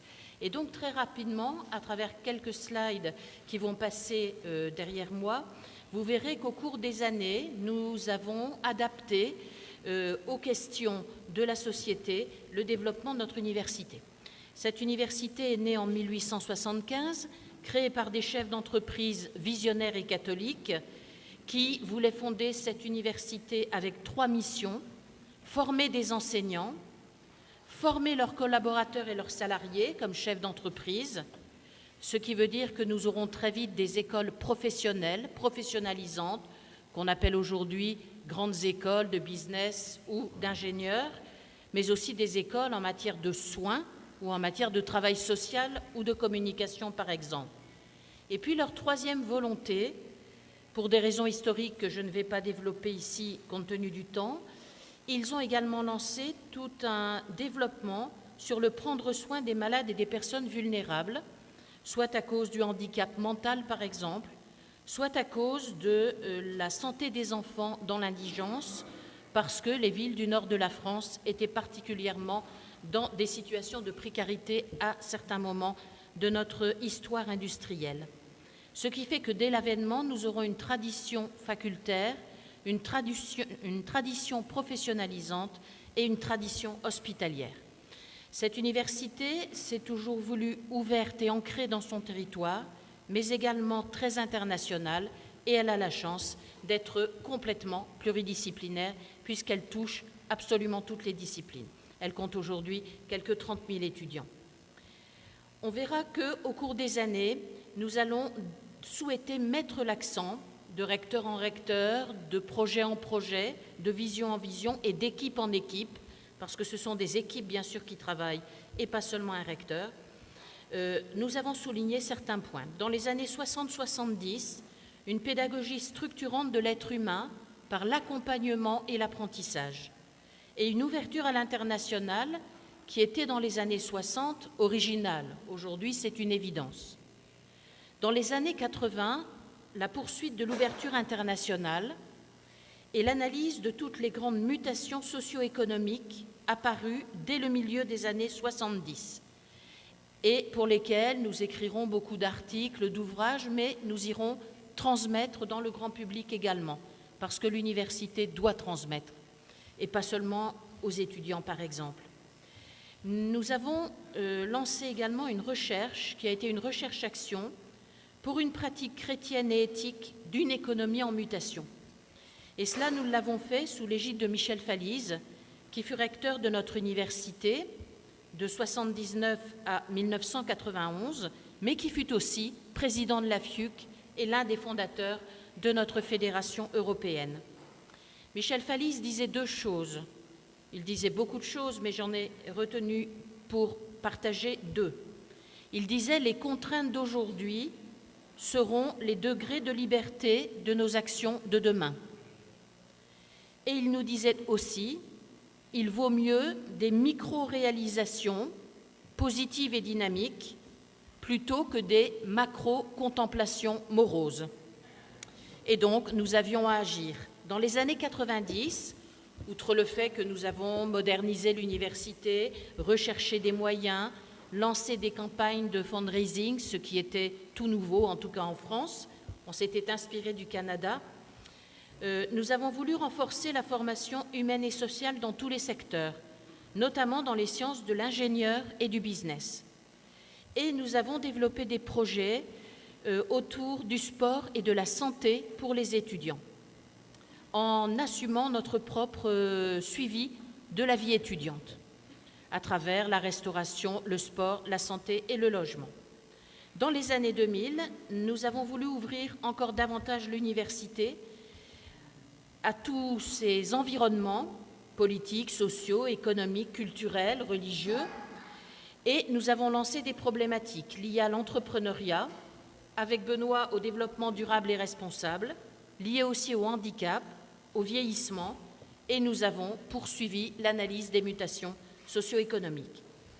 Nous irons jusqu'à contribuer à l'aménagement du territoire en lien avec les collectivités territoriales en développant sur 15 hectares en métropole lilloise, près de l'un de nos sites hospitaliers, un nouveau quartier de vie et de ville dédié au mieux vivre ensemble, dans un développement durable et responsable, dans une diversité et une mixité de populations et d'activités. Nous y accueillons notamment des personnes fragiles et vulnérables à cause du handicap, de la perte d'autonomie ou de la vieillesse. Dans ce quartier de 15 hectares, chaque jour aujourd'hui se rencontrent 5000 personnes, étudiants, soignants, habitants, résidents handicapés, patients, enseignants-chercheurs, entreprises et services. Et ces gens contribuent à des actions communes. Ce quartier que l'on a appelé Humanicité est un living lab, un laboratoire vivant de l'innovation sociétale de notre université, qui en a fait un lieu de formation et de recherche, de soins et d'accompagnement, mais aussi de participation inclusive à un mieux vivre ensemble au sein des villes intenses du XXIe siècle. Ce projet s'est déployé et se déploiera entre 2002 et 2020. Il a reçu le prix Cette XXVI de la FIUC à Melbourne en juillet 2015 et nous en sommes reconnaissants. Mon successeur, dans les années 2010, nous a lancés sur des voies de créativité, d'innovation, de co-élaboration, de co-design, comme il nous le dit, en développant toutes sortes de living labs, non seulement dans l'innovation en matière de santé ou sociétale, mais aussi d'innovation pédagogique, d'innovation technologique. Au fond, il nous dit, une université ne doit pas seulement regarder les humains nager dans la piscine et étudier cela. Une université ne doit pas seulement plonger dans la piscine avec les humains pour étudier cela, mais Benoît ajoute, une université doit devenir piscine pour expérimenter avec les étudiants et avec tous les acteurs toutes les nouvelles modalités, toutes les nouvelles questions, tous les nouveaux défis qui ont été rappelés par les personnes qui nous ont précédés, qui nous atteignent. Nous venons de créer il y a 2 ans un laboratoire multidisciplinaire et labellisé par le ministère français qui s'appelle Ethics, comme Experiment, Transhumanism, Human Interactions, Care and Society, avec des coopérations, y compris avec notamment l'Université catholique de Lyon. Nous avons également porté l'accent concrètement sur l'expérience étudiante apprenante au sein d'écosystèmes innovants, d'un campus créatif, de Living Lab de l'université, et nous y adjoignons très récemment l'art, la culture et le design qui nous semblent déterminants. Ceci fut dit également tout à l'heure. Passons maintenant à quelques présentations concrètes de cette activité d'ancrage dans un territoire en transition énergétique et sociétale. Et c'est Benoît qui en a la charge dans notre université.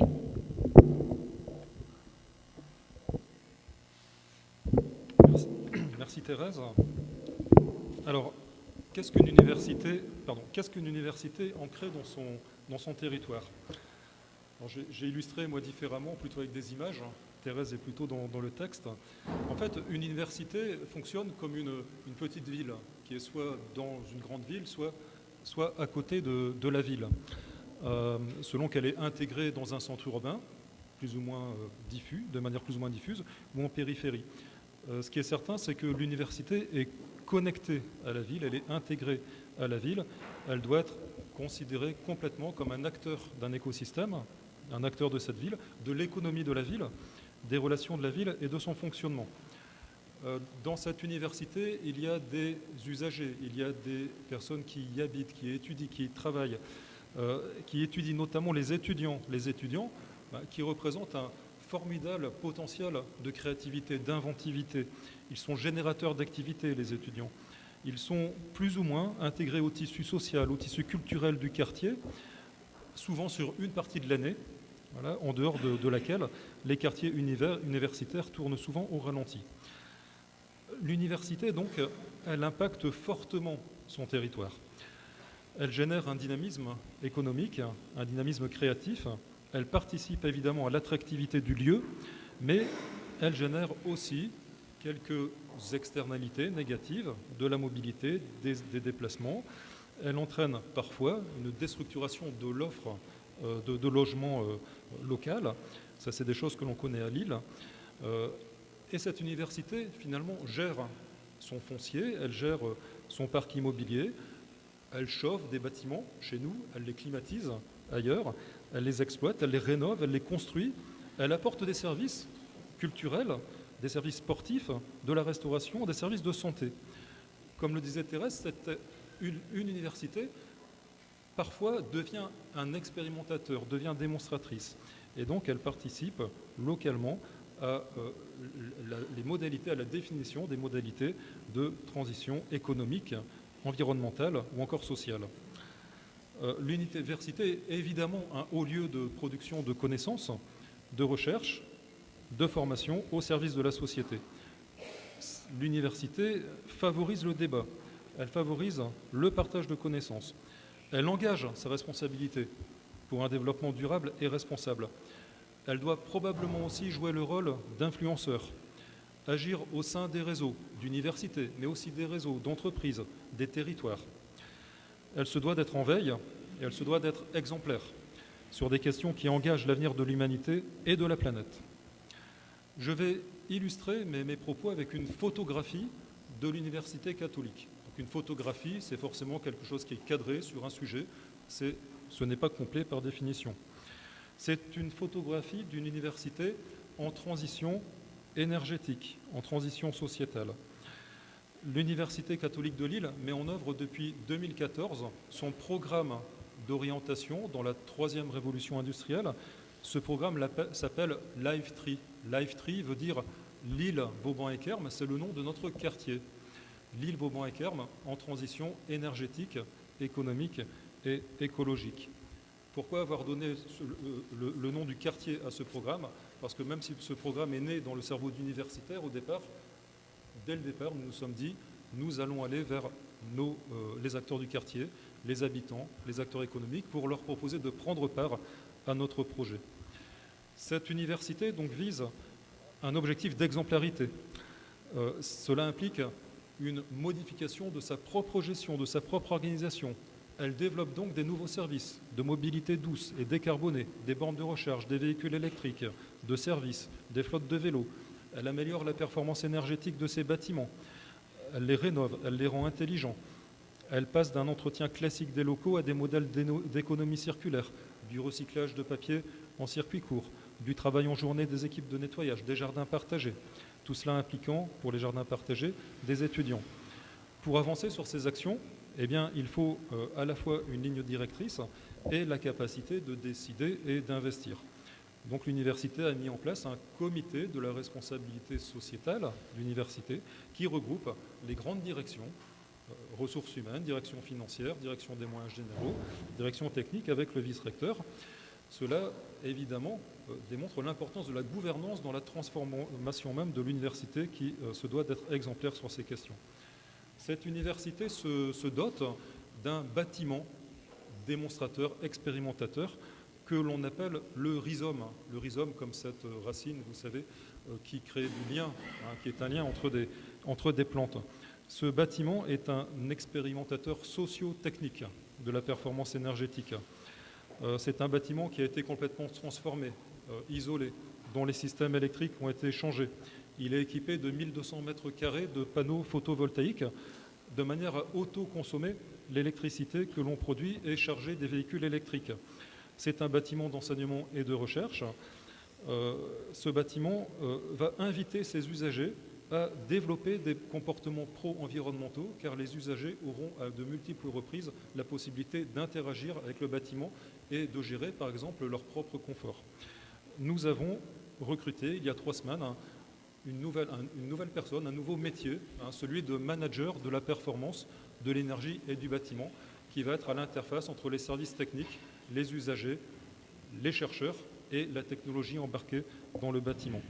Notre point de vue là-dessus est que cette transition n'est pas seulement technique, mais doit donner une place importante aux personnes, à l'humain, qui ne doit pas être embarqué dans un système de données. Les chercheurs sont évidemment mobilisés sur cette transition énergétique, et là nous hybridons les sciences de l'ingénieur et les sciences humaines et sociales. Quelle utilité de ces nouvelles technologies? Quelles utilisations? Comment les usagers se les approprient? Et au final, donc, quels usages vont-ils en faire? Toutes les données que le bâtiment va produire, comment allons-nous également les utiliser, notamment pour produire de l'information vers les usagers. Voilà, donc nous sommes au cœur des questions socio-techniques qui se posent aujourd'hui dans tous les domaines de l'innovation. Donc ce bâtiment, c'est un objet de recherche, c'est un objet de formation pluridisciplinaire dans lequel nous cherchons à ce que la technologie soit mise au service de l'apprentissage. Ce bâtiment accueille la faculté dont parlait Thérèse tout à l'heure, la faculté de gestion, économie et sciences, qui est elle-même hybride et qui crée une nouvelle unité de recherche sur la ville durable et intelligente avec plusieurs piliers, l'entrepreneuriat social, l'écologie urbaine et enfin la transition énergétique et numérique.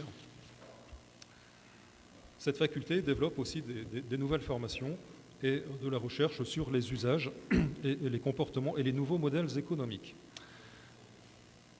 Nous développons aussi des services à la société, des prestations auprès de collectivités ou d'entreprises, et nous sommes très impliqués dans des réseaux et dans des groupes de travail régionaux. Alors,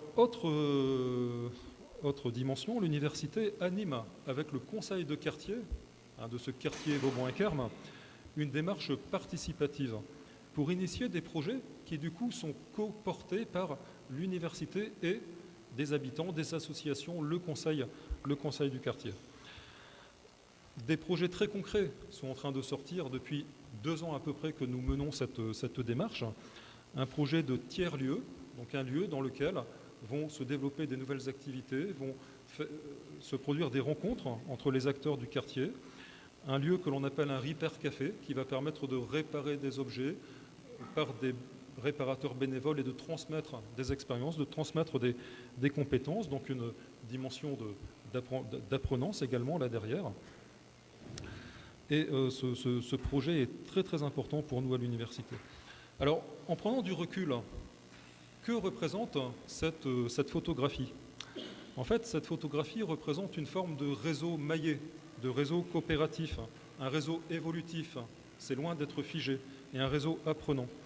Il y a une orientation commune qui est celle du programme de transition énergétique et sociétale. Il y a des éléments dans cet écosystème, il y a des éléments physiques, c'est notre quartier, ce sont des bâtiments, ce sont des réseaux. Et bien sûr, il y a l'ensemble de l'organisation, ce que j'appelle l'organisation vivante. C'est la gouvernance, ce sont les usagers, ce sont les étudiants. Voilà. Donc nous cherchons à créer des liens entre les acteurs, à créer des liens entre ces projets et ces dispositifs. Tout cela, vous le voyez, est connecté avec le local, avec le quartier, avec la ville, avec les entreprises et avec le global, avec le national et l'international. C'est ce maillage coopératif et la vision qui est sans cesse rappelée qui fait finalement la pérennisation, la pérennité de ce programme aujourd'hui, qui fait son agilité, son évolution et son impact, dont il conviendra évidemment de trouver les éléments de mesure. Pour conclure maintenant, il est très probable que cette manière de co-construire avec les acteurs locaux soit accessible à toute université, évidemment, dans tout pays, sur tout continent. Pourquoi ? Parce qu'elle mobilise des énergies locales, des moyens locaux.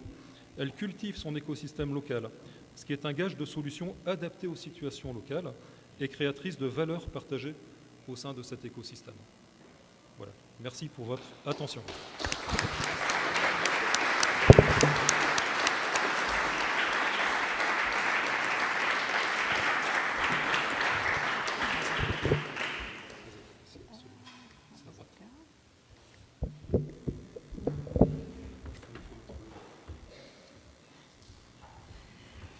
Well,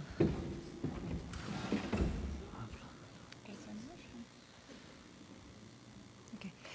Your Eminence, Excellency, Rector Mullaney, Father O'Connelly, President Father Rubens,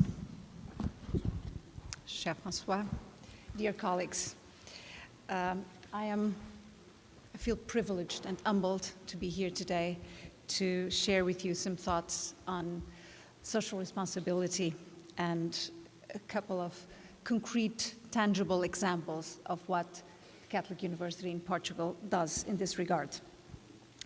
Our general meeting convenes around the crucial topic, Catholic universities working in solidarity as responsible agents from the local to the global. The profile of Catholic universities as agents of global solidarity is strategically inscribed in Ex Corde Ecclesia. The nature of the Catholic University is to be, and I quote, an academic community which, in a rigorous and critical fashion, assists in the protection and advancement of human dignity and of a cultural heritage through research, teaching, and various services offered to the local, national, and international communities. But what is the nature of these various services? And how do they speak to the changing concerns of our constituencies? In fact, to speak of the university in broad general terms is perhaps a misnomer, for although what we nowadays define as university and higher education was the creation of the universal church disseminated from Europe throughout the globe, the reality of universities in the US, South America, Asia, or Europe is quite different. So much so that we should phrase our object in the plural and ask why universities still matter. For a federation such as IFCU, this means precisely that general assumptions about the nature, the strategy, and the vision of universities cannot simply be considered as abstract principles, but rather require a situated approach so that what we mean may really matter to the different concerns of our communities. Over a century ago, universities were primarily gatekeepers of the past, preserving tradition as a strategic stepping stone to shape the future. The free cultivation of knowledge for its own sake was nonetheless structured upon rigorous and rule-based normative processes that supported the development of robust research. Individualism and norm-based research were at the heart of the model. Act alone, follow the rules, and you shall thrive. In a sarcastic description of study at Oxbridge, Virginia Woolf famously wrote, "The student who has been trained in research at Oxbridge has no doubt some method of shepherding his question past all distractions till it runs into its answer as a sheep runs into its pen."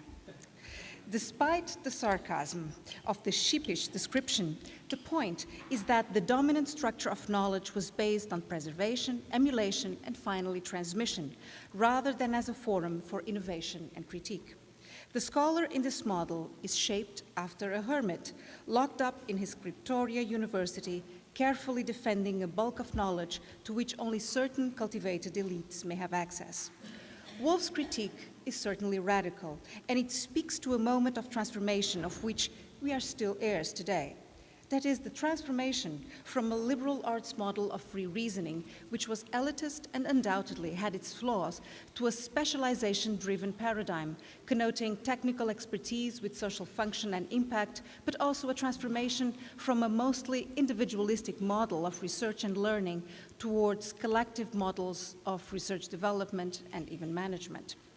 John Henry Cardinal Newman's The Idea of a University provides the epitome of the university as an institution deemed to cultivate knowledge for its own end, but not as a haven of acritical emulation.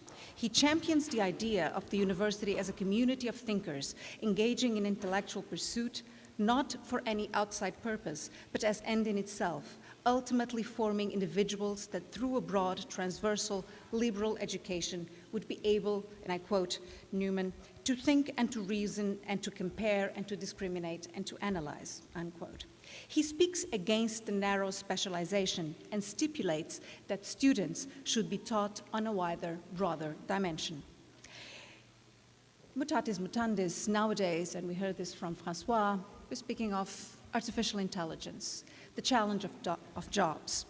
If one of the mantras of artificial intelligence experts is that a job that can be described may be automated, our task in universities leadership is to prepare for a future where the jobs to come have not yet been invented and move to increasingly build bridges between disciplines, of developing in our students the capability to think, understand, and unpack complexity.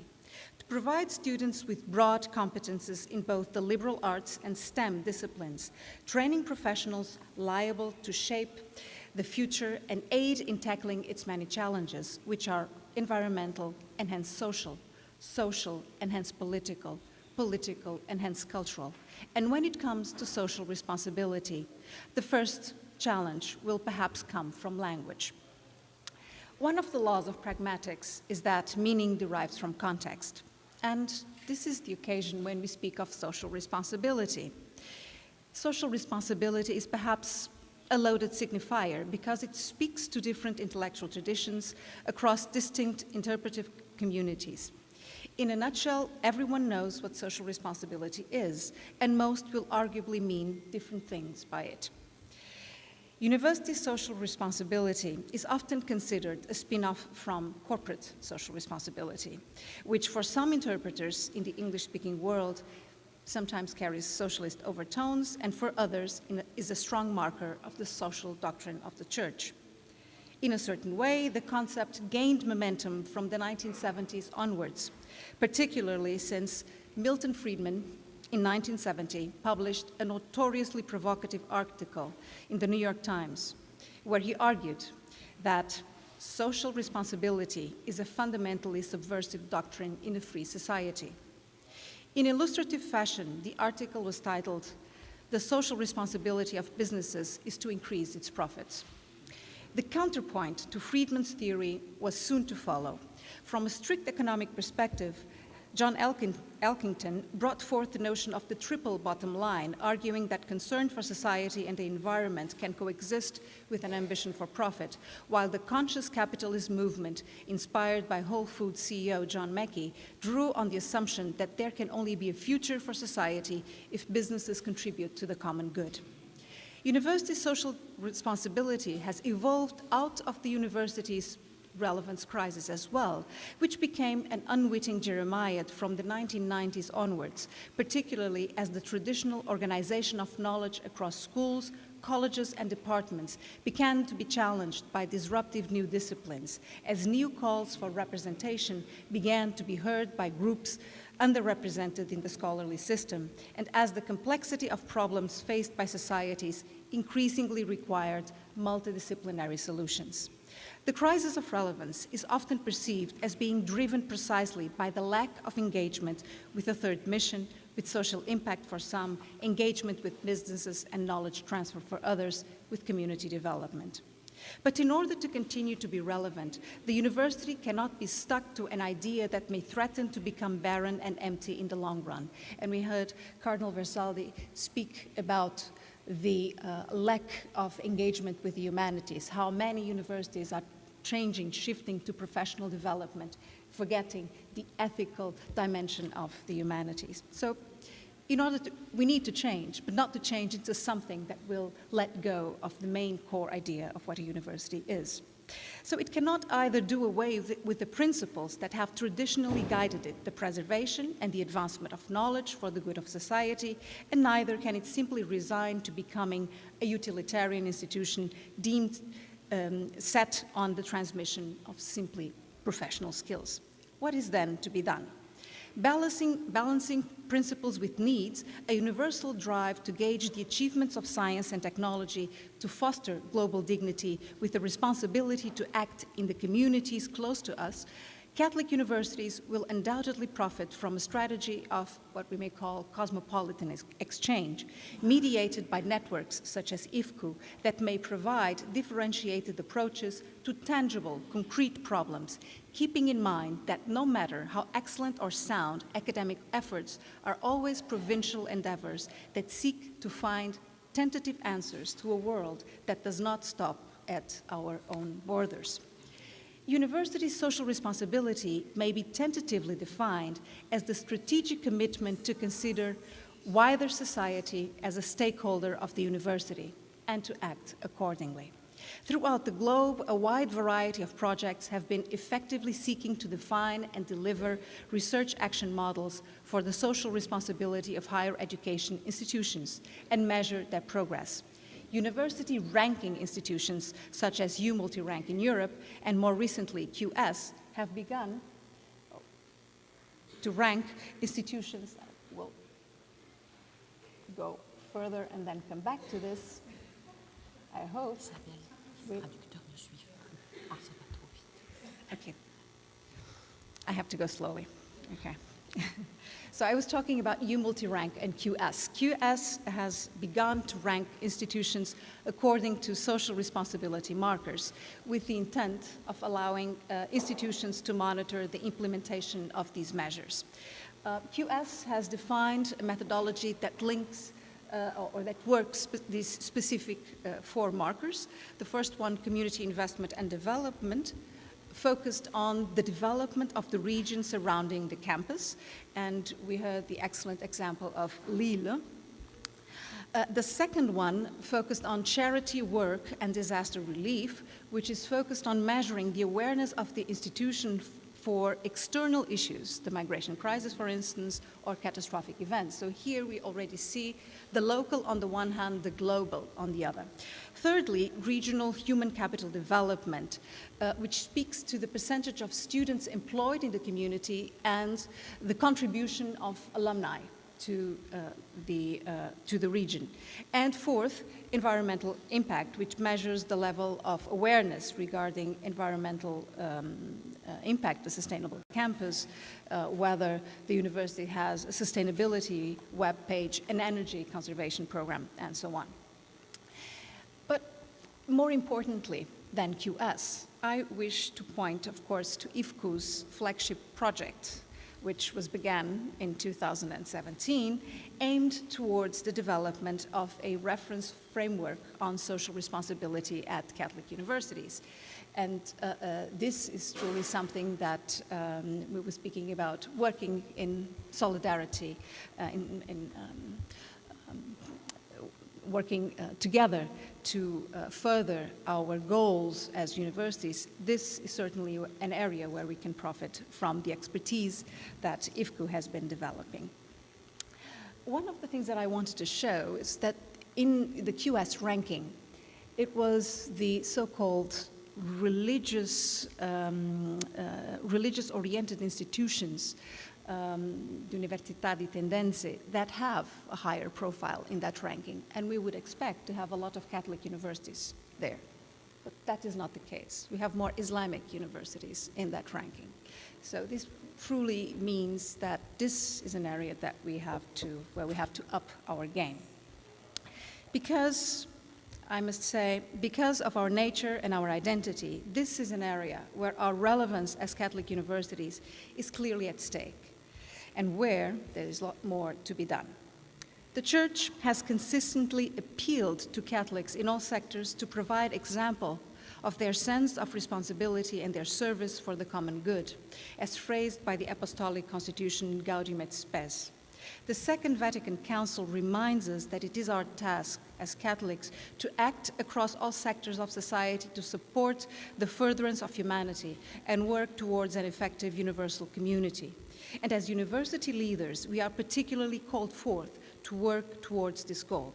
But to do this also in specific and tangible terms. In the audience with the Catholic University of Portugal in October 2017, Pope Francis alluded to the urgent need of universities to descend into the realm of the tangible. He inspired us to think of the tangibility of the truth that we all seek as scholars because, as he said, truth stands for something more than erudition.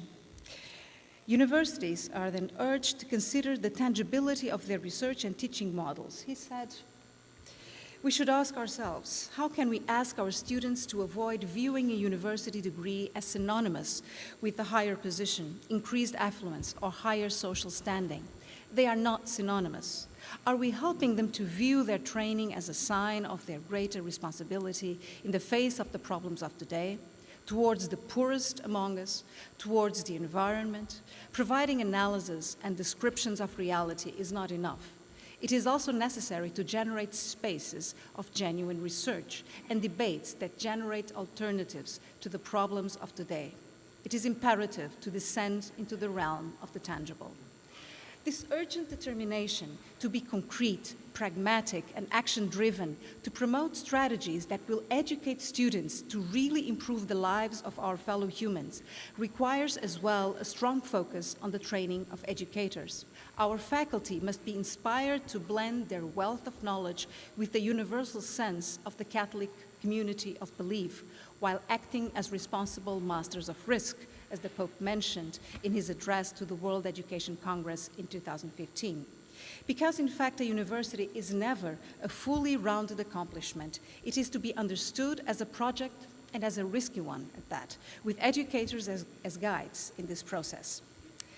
The Pope reminded us in this audience that a university, despite its universal vocation, cannot forfeit its local grounding.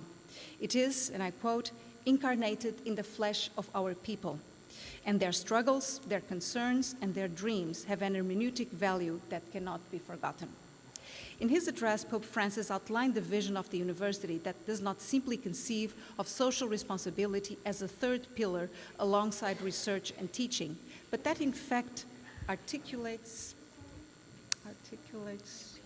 it as part and parcel of both the nature of the university and the substantive notion of its Catholic identity. Social responsibility is then much more than the third pillar or the third mission. It defines what a Catholic university is as well. In teaching and research, it is reflected in a holistic dialogue amongst the several fields of knowledge and between them and society at large. A socially responsible university is also person-centered, focused on empowering and learning from our knowledge communities, students, faculty, and staff. And finally, it is geared in all its activities to serve the common good without forsaking the tangible and localized issues of the local or the regional and national communities universities are embedded in and whose voices want to be heard. So now a couple of examples from the Catholic University of Portugal.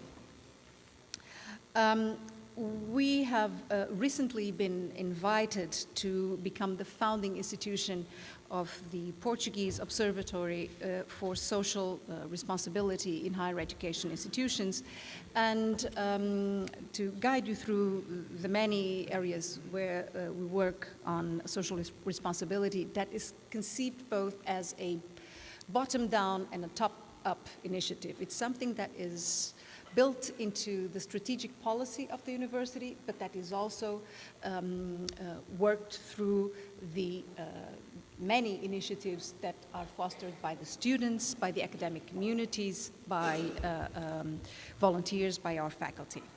So in teaching, for instance, a couple of examples, we have created the Social Economy Framework Initiative, which provides training for NGOs, which provides education for smaller communities, and it is anchored, this Social Economy Framework Initiative, it is driven from the business school in Lisbon, but with pillars in all the 15 faculties of the university.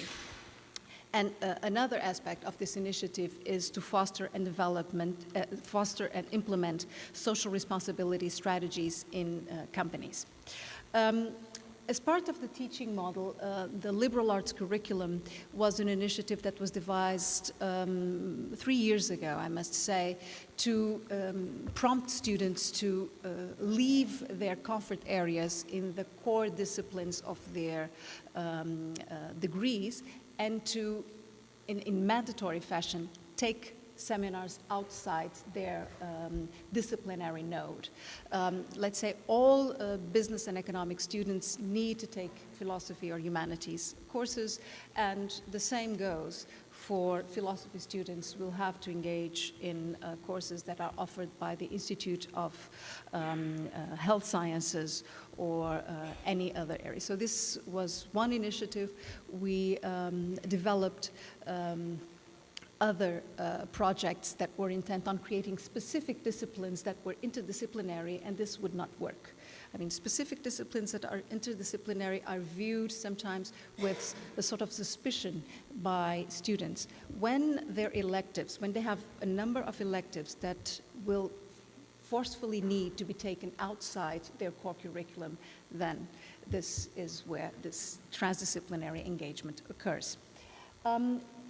As far as research development is concerned, one of the policies that we are extremely passionate about is to disseminate the scientific knowledge we develop at the university to the community. One such example is in the circular economy is a network that was devised out of our School of Biotechnology on food safety.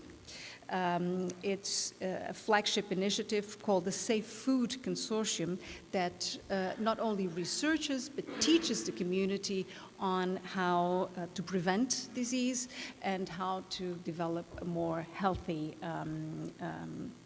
food system. A good example of this consortium was that one of our researchers was successful in inscribing into the National Health Initiative, an initiative to prevent listeria or listeriosis, which in Europe is the disease that has the 5th largest death toll. It's something that sometimes falls under the radar. This is the consortium. It's national and international as well. These are now the third pillar is empowering the university community and training. Some of the initiatives that we have, one that is focused on the region, it's called My Square Kilometer, and it's geared towards the development of initiatives, social development initiatives around the area of the campus in Lisbon. We work with ReFood, which is an NGO that caters to help the homeless through a project of circular economy. There are projects of engagement with the elderly, the Common House Initiative, which is one of the flagship initiatives on student volunteer work with the African migrant communities, where students go into these communities and live with them for a whole year. It's not simply going in and working together, but actually living in the community for a full year. The Pope Francis Fund, let me just single out, was our offer to the Pope when we met with the Pope in October. We felt that there was much more that the university as a whole needed to do to support migrants, other than looking at the causes, working with NGOs, doing volunteer work, but we need to include those who are in need, those in our communities, but also those who flee war and famine.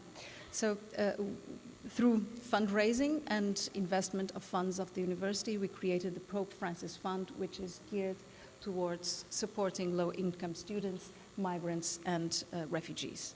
And a final example of inclusion, the Hand That Sings choir was an inclusion program for dumb and deaf students taking our bachelor degree in Portuguese Sign Language. And this is from the Pope Francis Fund, and yes, this is the Hands That Sing. It's one of the cultural initiatives that we are most proud of. They have truly changed the profile and the perception of the dumb and deaf in Portuguese society. And the maestro, one of our colleagues at the university who leads this group, has been doing this for 3 years, makes us very proud. I will just finish. I know I'm over time. We also have some environmental initiatives that I will skip, and an initiative to place culture at the heart of the knowledge-producing model of the university. I'll leave you with this. This is the Dove of Peace, which is made out of recycled materials. It's a street art project, as many others, that is placed at the heart of the university. The challenges for Catholic universities are thus, as we've seen, axiological, epistemological, and cultural. As Pope Francis asks in the encyclica Laudato Si', it is also our job as educators to think of the kind of world we wish to leave to those who come after us, to the children growing up who will become our students in the future. The mission of the university is played out in reaching out to the community beyond the borders of our colleges, preserving the ecological present of our common house so that those who come after may have a future. The splendor of our present is that never in history have we had the technological possibilities of being so close to those who are far away, of having access to amazing archives, to science data throughout the globe. Never before in the past have we had such amazing possibilities of cultivating science to defend human dignity. The challenge is precisely of using this power to move towards ever more inclusive universities. Thank you.